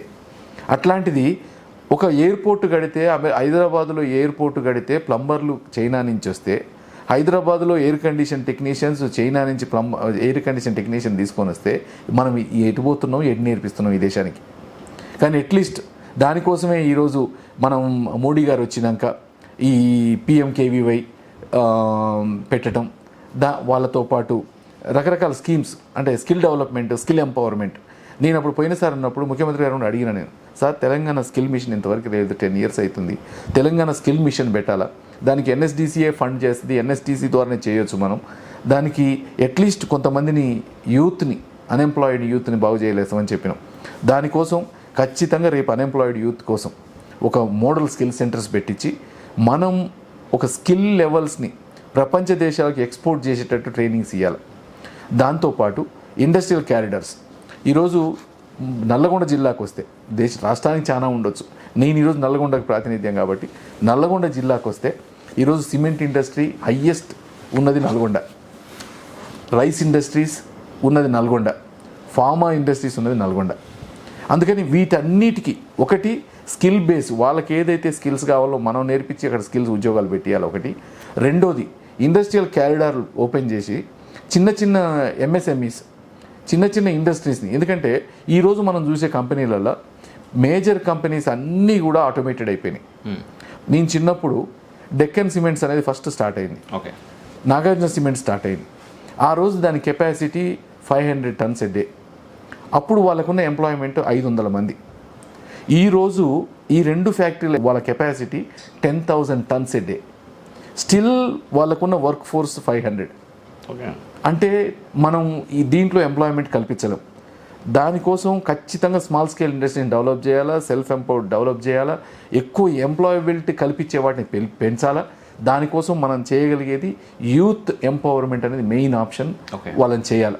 లేకపోతే ఈరోజు ఎప్పుడు చూడని గంజాయి మనం ఊర్లలో చూస్తున్నాం, ఎప్పుడు చూడని అలవాట్లు ఈరోజు ఊర్లలో చూస్తున్నాం. నిజం. ఊరు బిడ్డగా చెప్తా ఉన్నాను నేను ఊర్లలో ప్రతి ఒక్కడికి ఇప్పుడు కంఫర్ట్ జోన్ అనేది ఉంటుంది ఒకటి. పిల్లగాడు ఒక్కసారి ఇంజనీరింగ్ అయిపోయో, పాలిటెక్నిక్ అయిపోయో, ఎంఎస్సీ అయిపోయో నువ్వు ఇంట్లో కూర్చుంటే ఒక 2 నెలలకు నీ అలవాట్లు మారిపోతాయి. ఇది బాగానే ఉందిగా, మా అమ్మ మా నాన్న తెస్తుంటారు, నేను కూర్చుందాం అనుకుంటాం. ఇక దాన్ని అది ఒక హ్యాబిట్గా మారిపోద్ది. అందుకే నేను అంతకుముందు వచ్చినప్పుడు వీడియోస్ చేసిన నేను కొన్ని. మనం ఈ కంఫర్ట్ జోన్లోంచి బయటికి రావాలా. నువ్వు ఒక ఉద్యోగం చేస్తే నువ్వు ఎంత హుందాగుంటావు, నీకెంత గౌరవం ఉంటుంది సమాజంలో అనేది నీకు నేర్పియాలి ఫస్ట్ ఆఫ్ ఆల్. దానికోసం ప్రతి ఒక్కడికి వర్క్లోకి తీసుకొచ్చేటట్టు చేయాలి. అంటే ప్రతి ఒక్కరిని ఉద్యోగాలు ఇప్పిస్తామనే మాయలు చేయొద్దు. మనం వాళ్ళ మీద నిలబడేటట్టు చేయాలి. దానికోసం ఇలా డ్రై పోర్ట్ అవకాశాలు ఉన్నాయి. తెలంగాణకు పోర్ట్ లేదు, మనం ఎంట్రీలో ఉన్నాం, హైదరాబాద్కు దగ్గరలో ఉన్నాం, రోడ్డు రైలు అన్ని అవకాశాలు ఉన్నాయి. ఒక డ్రై పోర్ట్ని హైదరాబాద్కి దగ్గరలో నల్గొండ జిల్లాలో పెట్టిస్తే రేపు thousands of jobs క్రియేట్ చేయగలుగుతాం. ఒక కంటైనర్ పార్క్ పెట్టగలిగితే thousands of jobs క్రియేట్ చేయగలుగుతాం. ఇండస్ట్రియల్ క్యారిడార్ పెడితే పెట్టగలుగుతాం. ఓకే, ఇవి యూత్. ఇకపోతే ఉమెన్ అనేది ఈరోజు నీ తాళపు చెయ్యి, ఇంటి తాళం చెయ్యి, బోసానం అనేది అప్పుడు మనం డబ్బులు పెట్టుకుంది, ఇప్పుడు బోసానాలు లేవు, కానీ బీరువా తాళపు చెయ్యి ఉమెన్ చేతిలో ఉంటే ఆ ఇల్లు బాగుపడుతుందని చిన్నప్పటి నుంచి చూసిన. ఎందుకంటే మా అమ్మమ్మ ఒక్క చదువు రాదు, అక్షరం ముక్క తెలియదు. నేను చిన్నప్పుడు మమ్మల్ని స్కూల్ నుంచి రాగానే లెక్క పెట్టమనేది డబ్బులు, కానీ లక్షల రూపాయలు తను ఒక్కటే మెయింటైన్ చేసేది ఇంటిని. నీకు ఎవరికన్నా ఇచ్చినా తీసుకున్నా అన్నీ. అంటే ఒక చదువు రాని మా అమ్మమ్మ ఒక మహిళ చేసినప్పుడు ఈరోజు ప్రతి ఒక్కళ్ళు లిటరేట్స్, ప్లస్ వాళ్ళకి కుటుంబమే ఇక వాళ్ళ జీవితంగా బతికేటోళ్ళు మహిళలు. వాళ్ళ సొంత ఇష్టాలు ఉండవు. వాళ్ళకి అనేటోళ్ళకి డబ్బులు సంపాదించడం నేర్పించి వాళ్ళటనేటోళ్ళు నిలబెడితే ఈరోజు దేశం ఎట్లా బాగుపడుతుందో మనకు తెలుసు. దానికోసం ఏదైతే స్కిల్లింగ్ అనుకుంటున్నామో మహిళలకు స్కిల్లింగ్ చేయటం, ఏదైతే ఈరోజు మోడీ గారు పెట్టిన స్కీమ్స్ ఉన్నాయో మహిళా ఎంపవర్మెంట్ కింద వాళ్ళకి ఈ లోన్స్ ఏదైతే ముద్రా లోన్స్ కానీ మిగతా లోన్స్ కానీ అన్ని రకాల లోన్స్ వాళ్ళకి కల్పించడం, వాళ్ళని వాళ్ళ మీద నిలబెట్టడం, ఇవన్నీ కూడా మనం చేయగలిగితే ఖచ్చితంగా రేపు ఒక డెవలప్డ్ వికసిత్ భారత్ అని ఏదైతే మోడీ గారు అనుకుంటున్నాడో అదే వికసిత్ నల్గొండని మనం చేయగలుగుతాం. ఓకే, అయితే ఇక్కడ ముఖ్యంగా నేను ఈరోజు మిమ్మల్ని ఇంటర్వ్యూ చేయడానికి గల కారణం కూడా నాకు బాగా నచ్చిన అంశం ఏంటంటే మీ మేనిఫెస్టోలో అక్కడ నల్గొండలో ఒక 50,000 ఉద్యోగాలు మీరు ఇస్తాము ఖచ్చితంగా అని చెప్పేసి మాట్లాడుతున్నారు, రైట్? ఎస్. సో 50,000 ఉద్యోగాలు నల్గొండ సంబంధించినటువంటి వ్యక్తులు అంటే ఎన్ని సంవత్సరాలు ఇవ్వగలుగుతారు ఒకవేళ మీరు గెలిస్తే? ఎస్, నేనేమనుకుంటున్నా అంటే ఈరోజు 50,000 ఉద్యోగాలు అన్నా కానీ మనకున్న పాపులేషన్కి 2%, 3%. 2%, 3% జనరేట్ చేయటం పెద్ద కష్టమేం కాదు. ఒక్క రిలయన్స్ లాంటి కంపెనీ ఒక్కటి పెడితే మొత్తం అబ్జర్వ్ చేసుకోవచ్చు. ఈరోజు రకరకాలు ఉన్నాయి, సర్వీస్ సెక్టారు, ఇండస్ట్రియల్, వీటన్నిటిని ప్రోత్సహించి ఇలా అన్నిటికి కావాల్సిన అవకాశాలు నల్గొండలో ఉన్నాయి. మీకు ఇందాక ఏదైతే చెప్పినో ఇండస్ట్రియల్ క్యారిడార్స్ అయితేంది, నీకు స్పెషలైజ్డ్ ఇండస్ట్రీస్ ఉన్నాయి మన దగ్గర. వాటికి కావాల్సిన వాటన్నిటికీ బై ప్రొడక్ట్స్ తయారు చేసే కంపెనీస్ ఇక్కడే పెట్టవచ్చు. ఈరోజు సిమెంట్ ఇండస్ట్రీ తయారు చేసిన సిమెంట్ బ్యాగ్స్ ఎక్కడి నుంచో వస్తాయి. నువ్వు అదే బై ప్రోడక్ట్ మన దగ్గర ఇప్పుడు ముద్రా లోన్ తీసుకునే కొంతమంది ఉత్సాహమైన యువకుల్లో 10 మందిని పెట్టిచ్చేస్తే వాళ్ళే తయారు చేసుకుంటారు. నీకు ఇలా యంగ్ ఎంటర్ప్రెన్యూర్స్ ఎంతమందిని చూస్తూ ఉన్నాం. మనము ఇండియాలో పుట్టి ఇండియాలో చదివి ప్రపంచంలో ఉన్న పెద్ద కంపెనీస్ అన్నిటికీ సీఈఓలు ఎవరంటే ఇవాళ ఇండియన్సే ఉంటారు. మళ్ళీ వాళ్ళు చదివింది అమెరికాలో చదవలే, డిగ్రీ దాకా అంటే బ్యాచిలర్స్ మొత్తం దాకా చదివిన వాళ్ళు ఇండియాలోనే, వాళ్ళ రూట్ అంతా ఇండియాలోనే. కానీ అక్కడ పోయి సీఈఓలు ఎట్లయితున్నారు, కంపెనీ ఓనర్స్ ఎట్లయితున్నారు, 1,000 కోట్లు హాట్ మెయిల్ పెట్టినోడు మనోడు, అసలు మెయిల్ అంటే కనిపెట్టినోడు వాట్సాప్ని చిన్నదాన్ని పెట్టి 1000 కోట్ల కమ్మినోడు మనోడే. అంటే ఇంత గొప్పదాన్ని ఎట చేయగలుగుతున్నారు అంటే వాళ్ళకు ఒక ఎన్విరాన్మెంట్ క్రియేట్ అయింది. ఆ ఎన్విరాన్మెంట్ని ఇక్కడ క్రియేట్ చేయాలి మనం. దాన్ని ఒక మోడల్గా క్రియేట్ చేసే కెపాసిటీ మనకుంది. అందుకని ఈరోజు మోడీ గారు చెప్పినప్పుడు నాకు ఇంకోటి బాగా అట్రాక్ట్ అయింది, రక్షణ ఉత్పత్తులు. మనం చిన్న పిస్టల్ కాడి నుంచి షూ లేసులతో సహా బయట నుంచి కొనుక్కొచ్చుకున్నాం. మన దగ్గర ఎంత దుర్మార్గం అంటే బుల్లెట్ ప్రూఫ్ కూడా తయారు చేయలేని స్థితిలో బయట చైనా నుంచి తెప్పించుకుంటున్నాం. అంటే మనం ఇంకా ఏ రకంగా డెవలప్ చేస్తాం? అందుకని వీటి కోసం ఈరోజు మన రక్షణ ఉత్పత్తులు 21,000 కోట్లకు పోయినాయి ఎక్స్పోర్ట్స్. అంటే ఇక అంతకంటే ఈనగలిగింది ఏంది ఇంకా అంత మంచిది. ఈరోజు అట్లాంటి 21,000 పోయి రేపు ఇలా మనకున్న యూత్కి, మనకున్న స్కిల్స్కి, మనకున్న అంటే మనం పనిచేసే తత్వానికి ఇవన్నీ చేయకపోతే రేపు డ్రగ్స్ వస్తాయి ఊళ్ళకి, గంజాయి వస్తుంది ఊళ్ళకి. ఇలా ఆల్రెడీ వచ్చినాయి. వాటన్నిటిని మరిపియాలంటే వాడిని పనిచేసేటట్టు తీసుకురావాలా, డబ్బులు సంపాదించేటట్టు తీసుకురావాలా. ఒక్కసారి డబ్బులు సంపాదించిన అలవాటు అయినోడు ఈ పక్క పనులు చేయడానికి పని చేయడు. అందుకని వీటన్నిటిని చేయగల కెపాసిటీ నాకుంది. ఖచ్చితంగా 3-4 సంవత్సరాలలో 50,000 ఉద్యోగాలు క్రియేట్ చేసే దిశగా మనకు నమ్మకం. ఎందుకంటే మోడీ గారు గెలుస్తారనేది రిజల్ట్ ఇవ్వకపోయినా తెలుసు జనానికి. దాంట్లో ఇప్పుడు రేపు ఓట్లు వేయాల్సిన అవసరం లేదు. దేశం అనుకుంటుంది, ప్రపంచం అనుకుంటుంది. అందుకోసం ఆయన 2047 అందుకే అంత ధైర్యం. నువ్వు లాస్ట్ 10 ఏళ్ళు చేసిన ఆయన ఇంకో 25 ఏళ్ళు నేను ఉంటా అని అనుకోకపోతే, నేను ఆయన ఉండకపోయినా పార్టీ ఉంటుంది, ఈ పాలసీలు కొనసాగుతాయి అనుకోకపోతే, ఇంకొక 2047 దాకా ఎవరు చేయగలుగుతారు? అంటే ఆ థింకింగ్ ఎట్లా చేయగలుగుతారు? ఎవడని ఇంతకు ముందు ఒక 5 ఏళ్ళ ముందు థింక్ చేసిన నాయకుడు ఉన్నాడు ఈ దేశంలో? ఈ రోజు అధికారం ఎట్లా కాపాడుకోవాలని ఆలోచన. ఎంతసేపటికి ఈ అధికారం ఉండాలా, నేనైపోగా నా కొడుకు ఉండాలా, నా కొడుకు పోగా నా మనవడు రావాలా, నా మనవడు వచ్చేసరికి వాడు ఆస్తులు కాపాడటానికి వాడు రాజకీయాల్లో ఉండాలి తప్ప నా దేశానికి ఏం కావాలా? ఈరోజు ఇంకొకటి కూడా మన కరోనా నేర్పిన పెద్ద గుణపాఠం. కరోనా ఎట్లా వచ్చిందండి? ఒక్కడికి వస్తే ఒక్కడితో ఆగుతుందా? అది నువ్వు రిచ్ పూర్ చూస్తుందా? నువ్వు 1000 కోట్లు ఉంటే బతుకుతావా? ఈరోజు నువ్వు మంచిగా ఉండి కరోనా నీ దాకా రానియకుండా, నీ పక్కోడికి రానియకుండా ఉంటేనే నీ దాకా రాదు. అవును. అంతేగాని నీ పక్కన బూరి గుడిసెలో ఉండేటోడికి వచ్చినాక నువ్వు తీసుకొచ్చి 100 కోట్ల ఇంట్లో కూర్చుంటే నీ కరోనా రాకుండా ఉంటుందా? అందుకని వాడిని కూడా బాగు చేయాలి. నువ్వు ఆ బాగు చేయాలంటే ఈరోజు మోడీ గారి చేస్తున్న థింకింగ్ మనందరికీ ఉండాలి. ఆ థింక్ చేసినప్పుడు ఈ దేశం ఖచ్చితంగా 2047కి అగ్రరాజ్యం అవుతుంది. ఇప్పుడు 5వ స్థానంలో ఉన్నాం, 1వ స్థానం రావడం పెద్ద కష్టమేం కాదు. అండ్ ఇంకొకటి, మీరు యూఎస్లో ఎడ్యుకేషన్ సెక్టార్లో వర్క్ చేశారని చెప్పేసి నేను విన్నాను.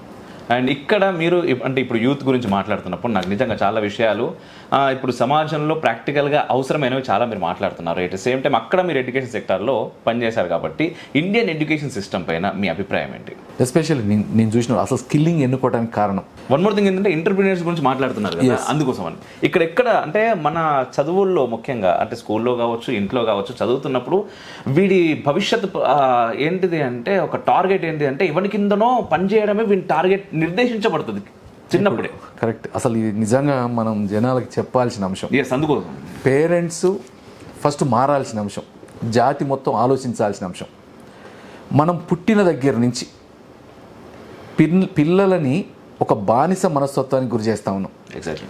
పుట్టిన దగ్గర నుంచి వాడికి ఒక ఎయిమ్ మనం పెడతాం.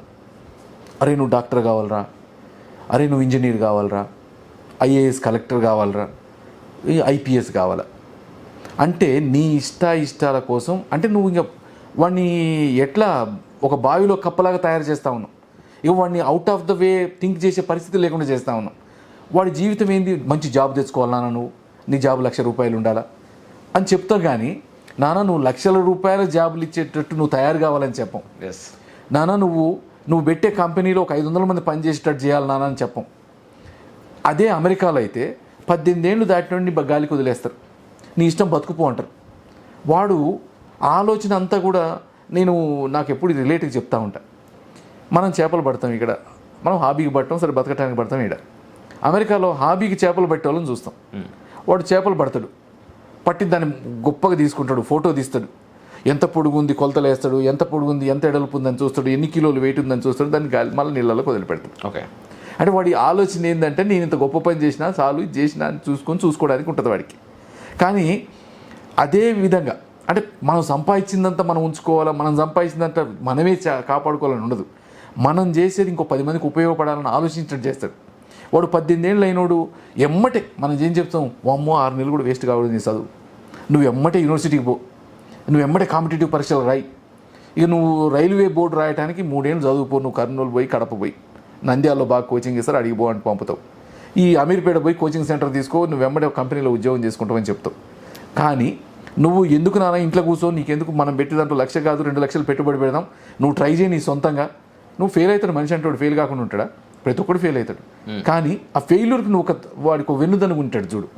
నువ్వు చుట్టుపక్కల ఇలా అమెరికాలో కెనడాలో ఎక్కడైనా అవుట్ సైడ్ ఆఫ్ ఇండియా నీకు ఆ ఎన్విరాన్మెంట్ ఎట్లొచ్చింది? నీకు బ్యాంకులు లోన్లు ఇవ్వడానికి సిద్ధంగా ఉంటాయి. నువ్వు చెప్పిన అప్లికేషన్ ఇది నేను చేస్తా అంటే నీకు సపోర్ట్ చేసే ఎకో సిస్టమ్ తయారైంది. ఇప్పుడు ఆ ఎకో సిస్టమ్ ఇక్కడ తయారు కావాలి. దానికోసం మనం పిల్లల్ని నువ్వు ఫస్ట్ నుంచి వాడికి నువ్వు ఏం కావాలో నువ్వు చెప్పడం కంటే వాడిని ఒక ఉన్నతంగా ఆలోచించేటట్టు చేయమని.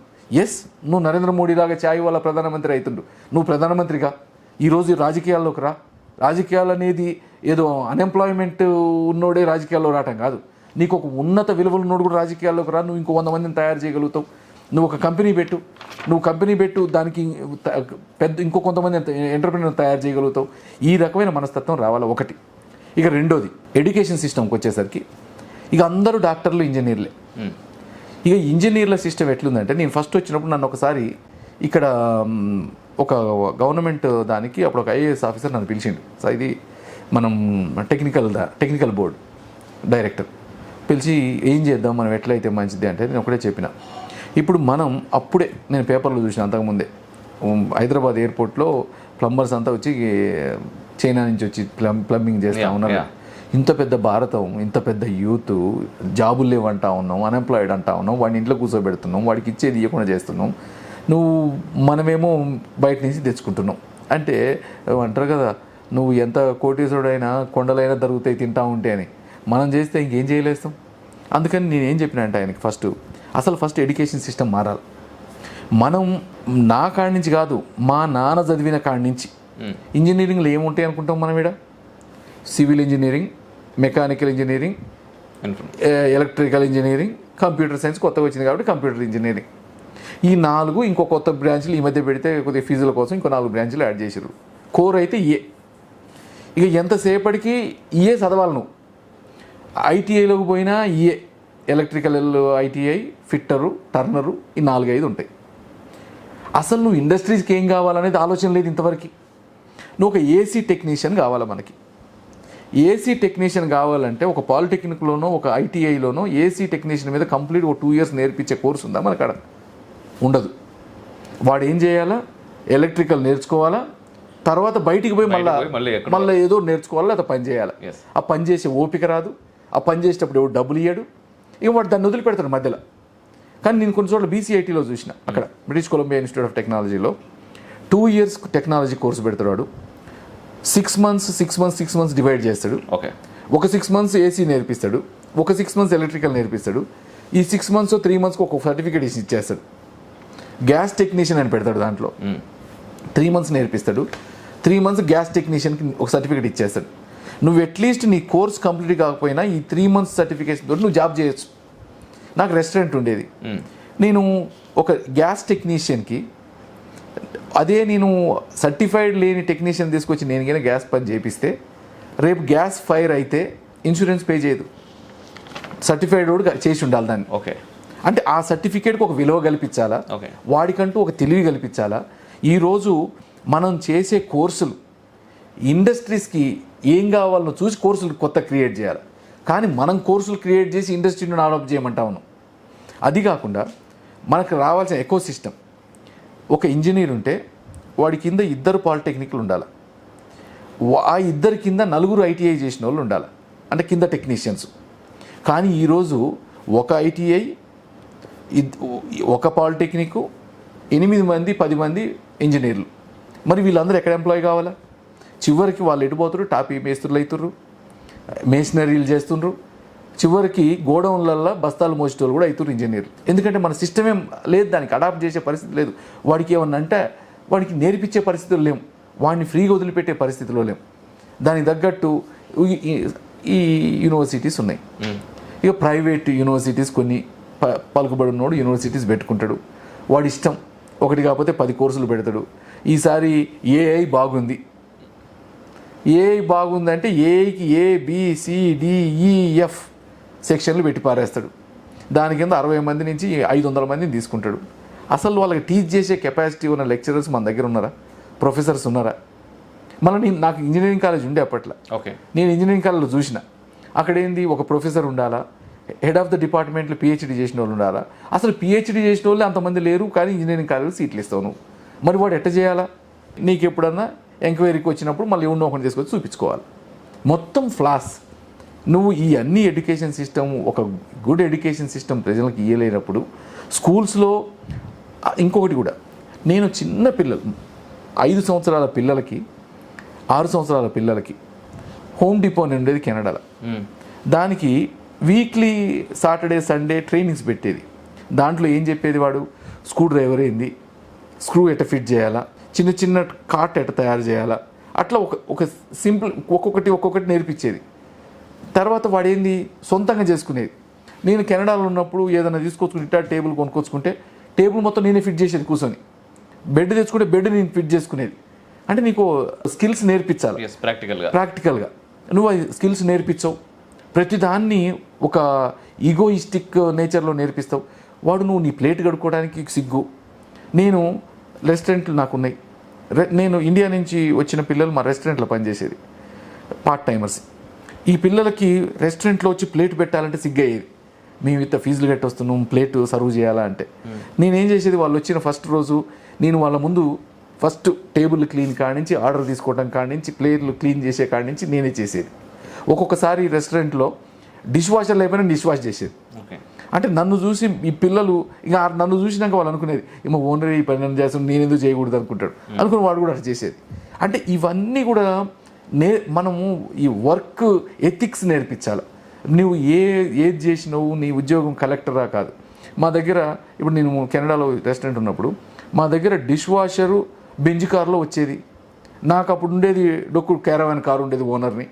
అట్లని ఆమెకు లేక కాదు, నన్ను 5 సార్లు కొంటదామ.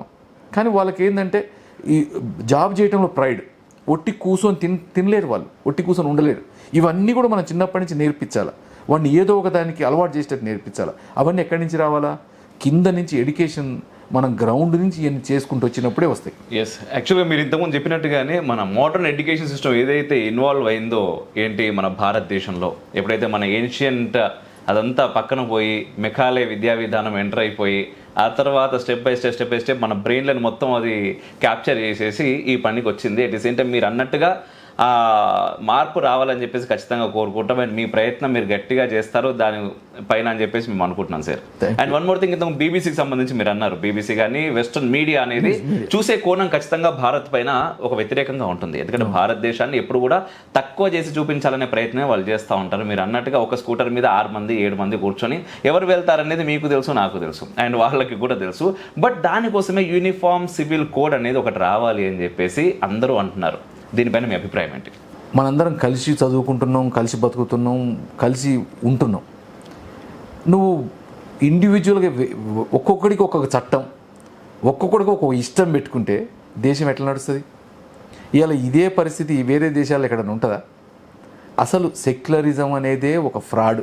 ఫస్ట్ ఆఫ్ ఆల్ నీకు రోమన్ కల్చర్లో, గ్రీకో రోమన్లను అప్పట్లో మొత్తం మతం రాజకీయం, అప్పుడు లేని మతాధిపతులే దేశాన్ని నడిపించేటోళ్ళు. అందుకని మతాన్ని రాజకీయం నుంచి వేరు చేయడానికి ఈ సెక్యులరిజం అనే వ్యవస్థను తీసుకొచ్చి దాంట్లో నీకు వాడికి రూల్స్ కంపోజ్ చేసి వీటిని దీంట్లో చేయొద్దు అనే దాన్ని పేరు పెట్టిర్రు. దాని మనం సూడో సెక్యులరిజం మనం ఏం చేసినాం, వీడికి వచ్చినాక మతపరంగా రిజర్వేషన్లు ఇస్తాం, మతపరంగా స్కూల్స్ శాంక్షన్ చేస్తాం. ఇప్పుడు మైనారిటీ స్కూల్లో 80% మైనారిటీ, 80 కాదు నాకు తెలిసి 90 or 95 ఇక్కడ 80% మైనారిటీలే చదవాలి. ఎస్సీ స్కూల్స్ అని పెడతాం కులం ఆధారంగా, సోషల్ వెల్ఫేర్. దాంట్లో 80% వీళ్ళే ఉండాలి. ఈరోజు మళ్ళీ నువ్వు ఇట్లనే చదివించి వాళ్ళనే ఒక్కాడబెట్టి ఇక వాళ్ళు దేశం గురించి ఎట్లా నేర్చుకోవాలా? నువ్వు ఎంతసేపటికి మనం ఇంకా కొద్దిగా ఎక్కువ చేపిస్తూ ఉన్నాం వాళ్ళకి. అందుకని అందరు కలిసి చదివేటట్టు ఉండాలా, అందరు కలిసి ఉండేటట్టు ఉండాలా, అందరికీ ఒకే రకంగా ఉండాలా. ఒక ఆయనకు బొట్టు పెట్టకూడదు, ఎట్లా నడుస్తుంది? నువ్వు అందరం ఒక స్కూల్లో ఒక్కడ బతికేటప్పుడు అందరం కలిసి ఉండాల్సిందే. రేపు ఓటు వేసేటప్పుడు నీకు 2 ఓట్లు నాకు ఒక్క ఓటు లేదు కదా, ఇక్కడ వేసేది కూడా ఒకటే ఓటు ఎవరికైనా. కానీ ఏంటంటే వాళ్ళు గంప గుర్తుగా ఒకటే దానికి వేస్తారనేది అనుకోవటం కూడా. ఈరోజు ఇంకోటి కూడా, మోడీ గారు రాకముందు బీజేపీ అనేది ఏమంటారు, ఒక మతతత్వ పార్టీగా ముద్రేసింది. అవును, ఇప్పుడు ఇంకెక్కువ అంటున్నారు కదా సార్. ఇప్పుడు అదే ఎంఐఎం మతతత్వ పార్టీ కాదు, అది సెక్యులర్ అంటారు, సెక్యులర్ పార్టీ. బీజేపీ మాత్రం మతతత్వ పార్టీ అని మతాలకి ఇట్లా ఏదో ఒకటి యాడ్ చేయటం, దానికి తగ్గట్టు నువ్వు ఏదో చేస్తే దానికి ఇది అభూత కల్పనలు సృష్టించటం. ఈరోజు మోడీ గారు ఎవరు చేయని సాహసోపేత నిర్ణయం, ఎవరు ఊహించలే మనం, ఇది ట్రిపుల్ తలాక్. అవును, నీకు ఎంత గౌరవం అండి అది. ఒక ముస్లిం మహిళ, సరే నేను వాళ్ళ మతం గురించి మాట్లాడటం కాదు, మహిళ ఎవరైనా ఖచ్చితంగా అండి. అట్లాంటి మహిళ నువ్వు ఒక్కసారి చదువుకోరు, చాలామంది చిన్న ఏజ్లో పెళ్ళిళ్ళు అవుతాయి, అయినాక 3-4 పిల్లలు అవుతారు. నువ్వు సడన్గా ఇంకో పెళ్లి చేసుకుంటావు, లేకపోతే ఇంకొకరిని చేసుకోవచ్చు నీ లా ప్రకారం చేసుకొని ఈమెను ఎమ్మటే అసలు నువ్వు ఆ ఒట్టిగా మర్చిపోయి నువ్వు తలాక్ అంటే కథ నీ పని అయిపోయినట్టే. ఇటు పోవాలా, అవును సాధేటోడేవుడు, ఆ పిల్లల్ని చూసుకునేటోడేవుడు. అట్లాంటిది నువ్వు అందరికి తగ్గట్టు నీకు చట్టం పెడతా అంటే అది కూడా నువ్వు మతాన్ని ఆధారంగా చూస్తే మరి నువ్వు ఈరోజు 50% మహిళల్ని ఏం చేద్దాం అనుకుంటారు అంటే, ఇగో దానికోసం వీళ్ళు చెప్పే కాంగ్రెస్ చేసే పరిస్థితులు ఇట్లే ఉంటాయి. నిన్న దాంట్లో పెట్టిరు కదా, ఏది మన వాళ్ళ మేనిఫెస్టోలో ప్రతి మహిళకి ₹1,00,000 ఇస్తాం. సాధ్యమయ్యే పని ₹1,00,000 ఇవ్వటం. ఈడ చెప్పిరుగా 2,500 ఇవ్వడానికే సచ్చి బతుకుతారు, అదే ఇంతవరకు ఇవ్వలే. ఆడ తీసుకొచ్చి నువ్వు 70 కోట్ల మంది మహిళలకి ₹1,00,000 ఇస్తారంట. అంటే ఎన్ని లక్షల కోట్లు కావాలి ఈ దేశం, ఎట్టియాలి ఇవన్నీ అంటే ఎవరిని మోసం చేద్దామని. అందుకనే చెప్తా ఉన్నా, ఖచ్చితంగా ఈ దేశం ఒకే చట్రం కింద ఉండాల్సిందే. దేశంలో బతికే ప్రతి ఒక్కళ్ళు అందరికీ ఒకే రూల్ ఉండాల్సిందే. ఇప్పుడు ఏదైతే ఒకే ఎలక్షన్ అనో, ఒకే రూల్ అనో, ఒకే చట్టం అనో ఇవన్నీ కూడా రావాల్సిందే. ఎందుకంటే ఇది మనకైనా, ఒక హిందూ అయినా, ముస్లిం అయినా, సిక్ అయినా ఒక్కడ బతికేటప్పుడు తప్పించుకునే అవకాశాలు ఇట్లే ఉంటాయి. భారతీయులు నువ్వు ఇలా భారతీయతను ముందు పెట్టకుండా మతాన్ని ముందు పెడితే ఎప్పటికైనా దేశం అనర్థం అయిపోతుంది. ఈరోజు ఇక్కడ పుట్టే ముస్లింకున్న స్వేచ్ఛ ప్రపంచంలో ఏ దేశానికన్నా ఉందా? ఈరోజు ఇదే ఇండియాలో పుట్టిన ముస్లిము నీకు సౌదీ అరేబియాకు పోతే నిన్ను వాళ్ళతో పాటు ఈక్వల్గా చూస్తాడా? నువ్వు అక్కడేం చేస్తున్నారు, నువ్వు పోయి అదే అంటావు, నేను అదే ఖురాన్ చదువుతున్నావు, నువ్వు అదే ఖురాన్ చదువుతున్నావు, మన ఇద్దరం ఒకటే అంటే మన ఇద్దరు ఒకటే యాక్సెప్ట్ చేస్తాడా? నిన్ను థర్డ్ గ్రేడ్ సిటిజన్గా చూస్తాడు నేను. అంటే ఇవాళ మన భారతదేశంలో ఉన్నప్పుడే నీకు విలువ, నాకు విలువ. ఇలా మనం పోయినప్పుడు హిందూ అనైనా ఏడైనా బయటికి పోతే ఇలా భారతదేశంలో ఉన్న విలువ బయట ఉంటుందా? ఇలా అట్టాంటిది మన దేశాన్ని మనం కాపాడుకోకపోతే ఏమో అంటారు కదా, ఒక ఊరు రెడ్డి ఇంకో ఊరు పాలేరని, ఇంకో ఊరుకు పోతే అదే అంటే రెడ్డి అని నేను కులం అని చెప్పడం లేదు, అంటే మన దగ్గర ఉన్న శాస్త్రం చెప్తా ఉన్నాం. అంటే మన ఊర్లో ఉన్నంతసేపు, మన ఏరియాలో ఉన్నంతసేపే మనకు విలువ. ఒక్కసారి నువ్వు దాటి బయటకు పోయినావంటే నిన్ను ఎవరు పట్టించుకోరు. కాబట్టి నీ దేశం గొప్పగా ఉండాలనుకోవాలా, నీ జాతి మొత్తం గొప్పగా ఉండాలనుకోవాలి. కానీ ఈ మతాలు ఇవన్నీ మధ్యలో పెట్టుకొని ఎవడో చెప్పిన ఆటలకు మనం ఆడితే దేశం ఖరాబ్ అవుతుంది, మన కుటుంబాలు విచ్ఛిన్నం అవుతాయి. రేపు ఎవడో వచ్చి దాడి చేస్తే ఆడ మధ్యలో ముస్లిం ఉండా, క్రిస్టియన్ ఉండా, హిందూ ఉండా చూడడు కదా, ఎవడైనా చచ్చిపోవాల్సిందే. అందుకని మనం బతికించుకోవాలంటే అందరం ఒక దాటి మీద ఉండాల్సిందే. ఖచ్చితంగా కొంతమంది స్వార్థ ప్రయోజనాల కోసం వాళ్ళు చేస్తున్నటువంటి మాటలు ఇంతకుముందు మీరు చెప్తున్నట్టుగా వీటి డెవలప్ కావద్దు, వీటి డెవలప్ అయితే నాకు ఓటేయడు, ఇట్లాంటి ముచ్చట్లన్నీ నుంచి వాళ్ళు కూడా బయటకు రావాలి. ఎవరికి ఉపయోగపడుతుందనే విషయం వాళ్ళు ఆలోచించి నిర్ణయాలు తీసుకోవాలి. నాకు తెలిసి చాలా మంది ఆలోచిస్తున్నారు, బట్ ఎందుకంటే ముందుకు రావడానికి కొంత మట్టుకు భయపడుతున్నారు. ఖచ్చితంగా వాళ్ళందరూ కూడా ముందుకు రావాలని కోరుకుందాం. అయితే ఇంకొక విషయం సార్, లవ్ జిహాద్ అనేటటువంటి కార్యక్రమం అంటే ఇప్పుడు నల్గొండకు సంబంధించి కూడా చాలా కేసెస్ వస్తూ ఉన్నాయి.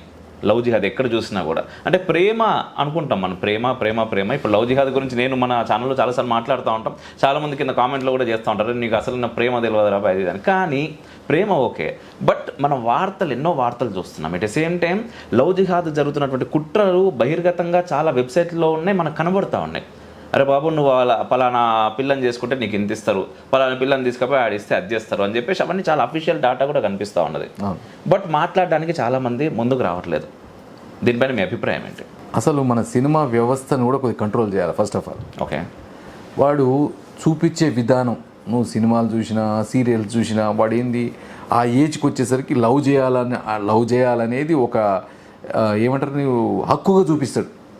దాంట్లో ఇక కొంతమంది ఏమో వాళ్ళ సొంత ఆలోచనలకు అనుగుణంగా, కొన్ని మతాలు మార్పియాలని కొంతమంది కావచ్చు, లేకపోతే మా మతాన్ని కన్వర్ట్ చేయాలంటే ఇది ఒక అంశమని కొంతమందికి చేపించడం కావచ్చు. కొన్ని లెక్కలు చూస్తే లక్షలాది మంది కన్వర్షన్లు చేసిండ్రు. అయితే ఆ కన్వర్ట్ చేసే దాంట్లో ఇగో ఈ రకంగా టార్గెటెడ్ లవ్ దాన్ని వాళ్ళు ఏమంటారు, ముందే టార్గెట్ చేస్తారు. ఆ ఏజ్లో ఉన్న చిన్న చిన్న పిల్లలు 18-19 ఇయర్స్ అప్పుడే వాళ్ళు టార్గెట్ చేసేటోళ్ళు కూడా ఎట్లుంటారంటే ఇప్పుడున్న వాటిలో నేను చూసిన వాటిలో కొంతమంది అప్పుడే మేజర్ అయిపోతారు. అంటే చట్టాన్ని దీంట్లో తీసుకొని మేజర్ అయిన పిల్లలు 18 ఇయర్స్ పిల్లలకి పెద్దగా ఏం తెలియదు. ఎమ్మటి 18 ఇయర్స్ అయిన ఒక రోజుకో 2 రోజులకో కథం లవ్ చేయాలా, పెళ్లి చేసుకోవాలా, తీసుకొని వెళ్ళిపోవాలా. ఏంటంటే ఇటుపక్క డబ్బులు ఉంటాయి ఒకటి కొంతమంది ఏమో ఎట్టి పరిస్థితుల్లో అంటే మతాలను పెంచుకోవటం కోసం అని ఒకటి. ఇలా మనం వేదికి వ్యతిరేకం కాదు, కులాలకు వ్యతిరేకం కాదు, మతానికి వ్యతిరేకం కాదు. నువ్వు పెళ్లి చేసుకుంటే అందరూ సమాన హక్కు కావాలి, అందరూ సమానంగా ఉండాలని. కానీ నీ మోటివ్ వేరే రకంగా ఉండొద్దు. పర్ఫెక్ట్. ఎస్సీ పోయి బీసీ చేసుకొని, ఎస్సీ పోయి రెడ్డిని చేసుకొని, రెడ్డి పోయి ఎస్సీని చేసుకొని, దానికి కేంద్ర ప్రభుత్వం కూడా గ్రాంట్స్ ఇస్తూ ఉంది. ఇంకా ఏది ఈ సామాజిక స్పృహలు తొలగించాలని నువ్వు ఎస్సీ అంటే ఈ మధ్య ఇంటర్ క్యాస్ట్ మ్యారేజ్ చేసుకున్న వాళ్ళకి 2 లక్షల రూపాయల దాకా ఇన్సెంటివ్స్ ఉన్నాయి. అవి ఇప్పిమని కొంతమంది వచ్చారు, ఇప్పించిన వాళ్ళం కూడా ఉన్నాం. ఓకే. అంటే అట్లాంటి వాటిలో మనకి ప్రాబ్లం లేదు. కానీ నువ్వు టార్గెటెడ్ నేను ఎక్స్పీరియన్స్ చేసింది. ప్లీజ్. ఒకటి ఆ మధ్య ఉప్పల్లో నేను ఉండే, అప్పుడు జమైకా కెనడాలో ఉన్నా. నేను ఉప్పల్లో నాకు ఇల్లు ఉండేది, ఒక అపార్ట్మెంట్. ఆ అపార్ట్మెంట్లో వచ్చినప్పుడు ఒకరోజు ఒక 50 మెంబర్స్ వచ్చి ఒక అమ్మాయిని తీసుకుపోవడానికి వచ్చారు, ఒక గ్రూప్. ఓకే. వస్తే ఆ అమ్మాయి నేను బోనంటా ఉంది, గట్టిగా ఫాదరు మదరు వెల్ ఎడ్యుకేటెడ్. ఆ అమ్మాయి ఇక్కడ టీమ్ లీడ్గా పనిచేస్తూ ఉంది ఒక మంచి పెద్ద విప్రోలోనే మంచి ఐటీ కంపెనీలో. ఓకే. అయితే ఆ అమ్మాయి ఇట్లనే 19 ఇయర్స్ అప్పుడు 18 ఇయర్స్ అప్పుడు లవ్ చేసి ఆ అమ్మాయి ఒక ఆటో డ్రైవర్ని లవ్ చేసింది. అంటే వేరే మతాలతోటి ఆటో డ్రైవర్ని లవ్ చేస్తే ఆ అమ్మాయికి రియలైజ్ అయిపోయింది ఆఫ్టర్ 6 months or 1 year, నేను ఇంకా రాలేను అని ఊరికొచ్చి ఇంటికి వచ్చి తలదాల్చుకుంది. అంతకుముందు ఒకసారి వచ్చిన అమ్మాయిని బలవంతంగా ఎత్తుకొని వెళ్ళిపోయినారు. నువ్వు నన్ను పెళ్లి చేసుకున్నావు, వెట్టబోతావు, నువ్వు ఉండాల్సిందే మాతో పాటు. ఇంకా రెండోది మళ్ళీ అమ్మాయి తప్పించుకొని వచ్చింది. మళ్ళీ నేను చూసినప్పుడు రెండోసారి మళ్ళీ తీసుకుపోదామని వచ్చిండ్రు. అప్పుడు ఎంటైర్ అపార్ట్మెంట్ బయటకు వచ్చి అట్లా మీరు ఎట్లా చేస్తారా, మీరు వదిలిపెట్టి వెళ్ళిపోరా లేకపోతే మేమందరం కర్రలు తీసుకొని వస్తామంటే అప్పుడు వెళ్ళిపోయినారు. అంటే ఈ రకంగా టార్గెట్గా ఒక మతాన్ని టార్గెటో ఒక ఫ్యామిలీని టార్గెట్ చేసి చేసేది ఎవరు కూడా ఒప్పుకోరు. ఓకే, నువ్వు అంతస్తులుగా వేరు కావచ్చు, ఆస్తులు వేరు కావచ్చు, పెళ్లి చేసుకుని మీరు సుఖంగా జాబులు చేసుకుంటాం మంచిగుంటాం అంటే ఒక తెలిసే వయసు వచ్చినప్పుడు చేసుకుంటే ఎవరు కాదనేది లేదు. కానీ ఇట్లాంటి వాటికి మాత్రం ఖచ్చితంగా అడ్డుకట్ట వేయాల్సిందే, అడ్డుకట్ట పడాల్సిందే. Okay sir. అయితే ఇప్పుడు కాంగ్రెస్ కావచ్చు, వాటెవర్ కుహానా మేధావులు కావచ్చు, వేరే దేశాల నుంచి కూడా బీజేపీ పైన ఒక అపవాదం అయితే వేయడానికి ప్రయత్నాలు చేస్తున్నారు. అటువంటి సమయంలో అన్ని మతాలకు సంబంధించిన వాళ్ళు ముఖ్యంగా మీకు ఓటేయి ఎలా వేస్తారని మీరు అనుకుంటున్నారు? నేను రాజకీయాల్లో ఉన్నాను, అందరినీ ఒకే రకంగా చూద్దామని రాజకీయాలకు వచ్చి అభివృద్ధి కోసం రాజకీయాల్లోకి వచ్చినాను. నా దగ్గర ఉన్న ముస్లిమ్స్కి అందరికీ తెలుసు, ఎందుకంటే నేను ధర్మాన్ని పాటించేటోడిని. ఈ ధర్మాన్ని పాటించడంలో అందరినీ ఒకేలాగా చూడటానికి అలవాటు చేసుకున్నాను. అందుకని వాళ్ళందరూ కూడా రేపు ఓటేయడానికి పోయినప్పుడు ఎట్టి పరిస్థితుల్లో సైదిరెడ్డి అనేటువంటి దగ్గరికి పోతే మా పనులు అయితే మాకు అండగా నిలబడతాడని ఆలోచించి ఓటర్గా ఆలోచిస్తాడు. కానీ వాళ్ళు ఏదో నేను మతమనో లేకపోతే నా కులాన్ని చూసో పని చేస్తారని నేను అంటారని అనుకోను. ఎవరో చెప్పిన మాటలకు వాళ్ళు మోసపోతారని అసలు అనుకోను. ఓకే. ఇంకొకటి, ఇక్కడ మిమ్మల్ని చూసి ఓటేయాలా, మోదీజీని చూసి ఓటేయాలా, లేదా బీజేపీ పార్టీని చూసి ఓటేయాలా? మీకు ఇప్పుడు రకరకాల సెక్ట్స్ ఉంటాయి. కొంతమంది ఏమో సైదిరెడ్డి పంతనం చూసి ఓటేసేటోడు, కొంతమంది ఏమో పార్టీ సిద్ధాంతాలకు లోబడి ఓటేసేటోళ్ళు. ఇక మేజర్ ఏమైందంటే ఇప్పుడు మోడీని చూసి ఓటేసేవాళ్ళు అయిపోయినారు. అందుకని ఈ 3 కూడా అడ్వాంటేజ్లు ఉన్నాయి నాకు. Okay. Modi added advantage, party అనేది ఒక మంచి అడ్వాంటేజు, నేనంటోని కూడా ఎందుకంటే ఆల్రెడీ ఎక్స్పీరియన్స్డ్, పని చేయగలిగేటోడు, పని చేస్తాడని నమ్మినోడు. అందుకని నేను కూడా ఒక అడ్వాంటేజ్. అందుకని ఈ 3 ఖచ్చితంగా రేపు భారతీయ జనతా పార్టీ నల్లగొండ పార్లమెంట్ సీటు మీద కాషాయ జెండా ఎగరేస్తుంది. ఓకే, ఖచ్చితంగా చాలా కాన్ఫిడెంట్గా ఉన్నారు. ఎస్. అయితే మిగిలిన ఇప్పుడు కాంగ్రెస్ ఉంది, ఎట్ ది సేమ్ టైం అక్కడ బీఆర్ఎస్ ఉంది, వారితో పోలిస్తే మీరు ఎందుకు ప్రత్యేకం అనుకుంటున్నారు? అంటే ఇప్పుడు అడ్వాంటేజెస్ మీరు చాలా చెప్పారు, మళ్ళీ అడుగుతున్నాను నేను. కాంగ్రెస్కి 4 నెలల పరిపాలనలోనే జనాలు చూసిండ్రు, ఇక వీళ్ళు చెప్పిన అబద్ధాలు చాలు, వీళ్ళు ఎంతసేపు పదవుల కోసం తప్ప ప్రజల కోసం ఉండేటోళ్ళు కాదు, ఉండేటోళ్ళు కాదని తెలుసు ఆ రోజు, కానీ ఏదో ఫ్లోలో ఓటేసిండ్రు, అవతల కేసీఆర్ని దింపుదామన్న ఫ్లోలో. ఈరోజు తప్పు తెలుసుకున్నారు. రెండోది, బీఆర్ఎస్ అనేది ఇర్రిలవెంట్ ఈ ఎలక్షన్స్లో. ఎందుకంటే వాళ్ళతోని వచ్చేది లేదు, ఇది సెంట్రల్ ఎలక్షను, వీళ్ళు 1 సీటు 2 సీట్లు గెలవడం వల్ల వీళ్ళు ఆడ సాధించేది లేదు, అధికారంలోకి వచ్చేది బీజేపీ అని తెలుసు. ఇప్పుడు బీఆర్ఎస్ అనేది ఇర్రెలవెంట్ అయినప్పుడు ఆ ఓట్లన్నీ కూడా బీజేపీకే పడతాయి, ఎందుకంటే కాంగ్రెస్కి వేసేవి కావు. కాంగ్రెస్ అనేది దాన్ని నమ్మనప్పుడు దాని మీద వ్యతిరేకత ఆల్రెడీ స్టార్ట్ అయింది. ఎస్పెషల్లీ నల్గొండలో ఈరోజు నీళ్లు లేక 1000 ఎకరాలు ఎండిపోయినాయి. రకరకాలు ఈరోజు రైతు బంధువులు రాక, రైతు బీమాలు రాక, రకరకాల ప్రజలు కష్టాలు పడతా ఉన్నారు. వీటన్నిటిని చూసి వీళ్ళకి ఓటేసే పరిస్థితి లేదన్నారు. వాళ్ళు ఓటేసేది కూడా రేపు బీజేపీకి వేయాల్సిందే. దాంతోపాటు సైదిరెడ్డి అంటోడు పనిచేస్తాడు. మోడీ అనేటైనా ఈ దేశ సమగ్రతకి, ఈ దేశ సార్వభౌమాధికారానికి, ఈ దేశ ప్రగతికి మెట్టు అని భావిస్తూ ఉన్నారు. మోడీ లేకపోతే ఈ దేశం ముందుకు పోదని ప్రతి ఒక్కడు భావిస్తూ ఉన్నాడు. ఇప్పుడు ఎన్నికలు భారతదేశ ఎన్నికలు అంటలేదు కానీ ఊర్లలో పోయినప్పుడు నేను మోడీ ఎన్నికలు అంటున్నాను. ఓకే, అంటే మోడీ అనేటైనా ఏ స్థాయికి పోయిండో ఇప్పుడు అర్థమవుతా ఉంది. అందుకని ఖచ్చితంగా గెలుస్తాం. అండ్ మరొక ప్రశ్న సార్, జూన్ 4 తర్వాత రేవంత్ రెడ్డి అండ్ కో బీజేపీలోకి వస్తారని చెప్పేసి బాగా మాటలు బయట వినబడతా ఉన్నాయి. దీనిపైన మీ అభిప్రాయం ఏంది? కాంగ్రెస్ పార్టీ విషయానికి వస్తే మీరు చరిత్ర అంతా చూడండి.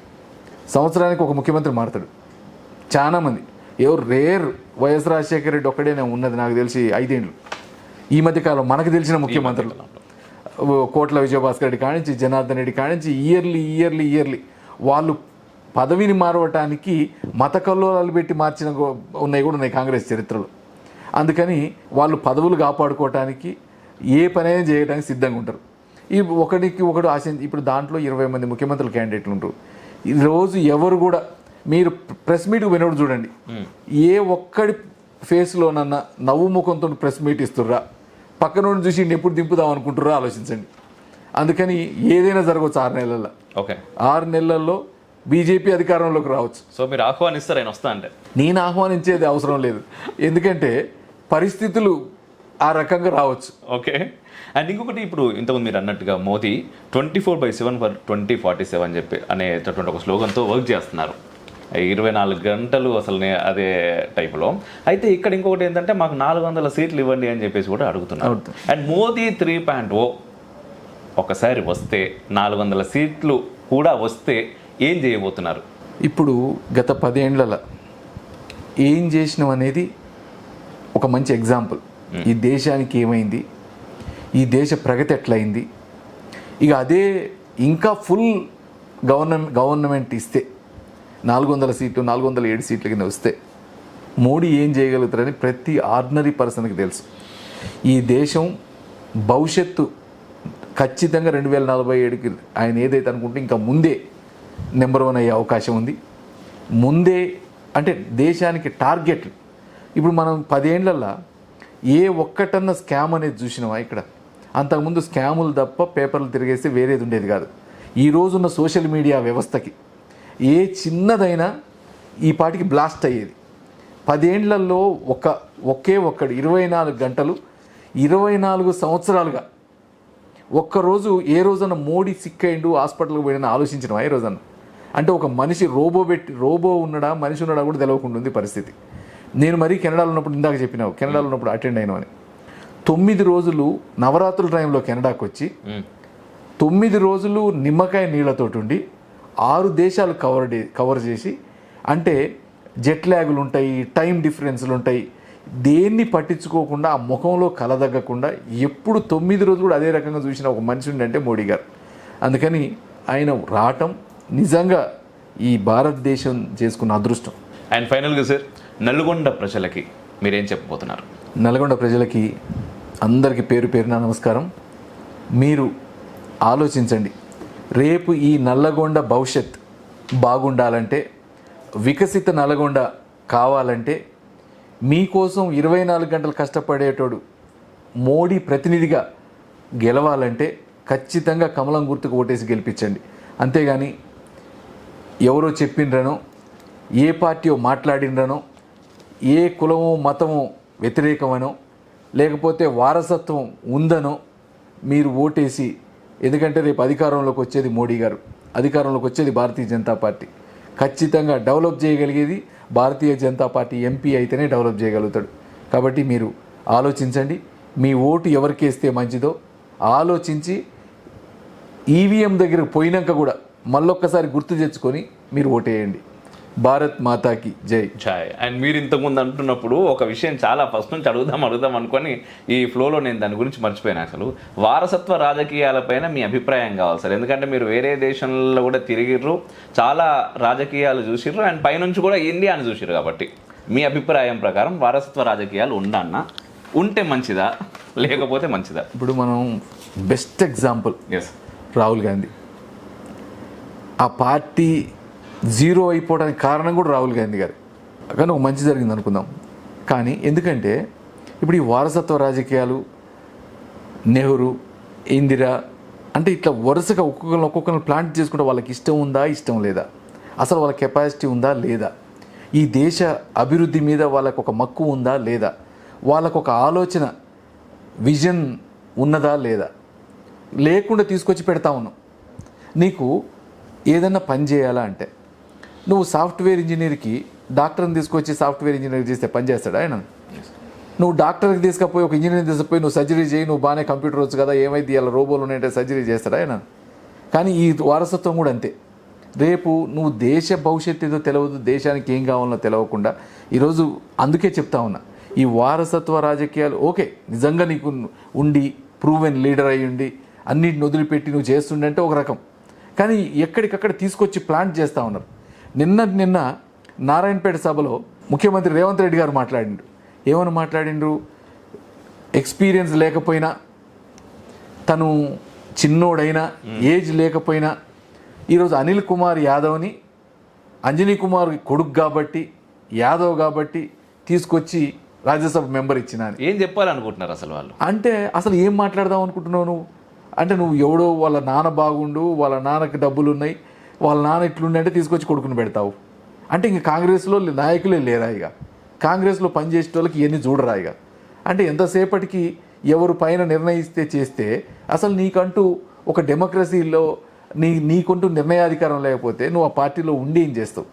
ఇక రేపు ముందు పనిచేసే కార్యకర్తలకు కూడా నీకు అవకాశాలు ఎట్టొస్తాయి? నువ్వు పనిచేయాలనుకున్న ఆలోచన, అవకాశాలు అంటే పదవులు కాదు నేను అనేది. నీకు చాలా మందికి జీలు ఉన్న వాళ్ళు ఉంటారు, ఈ దేశం కోసం పనిచేద్దాం అనుకుంటే వాళ్ళు ఉంటారు, ఈ రాష్ట్రం కోసం పనిచేద్దాం అనుకుంటారు. కానీ అట్లాంటి వాళ్ళకి అవకాశాలకి రాకుండా చేస్తే వాళ్ళు పనిచేసే అవకాశం ఎట్లుంటుంది? ఆలోచించాలి అందరూ కూడా. ఖచ్చితంగా. ఎందుకంటే మీరు చెప్తే ఇంకా గట్టిగా ఆలోచించాలి. వారసత్వ ప్రాంతీయ పార్టీలో ఆల్రెడీ పనిచేసి మీరు బయటకు వచ్చారు కాబట్టి చాలా గట్టిగా ఆలోచించాలి. సో ఆలోచించి ఓటు వేయాలి.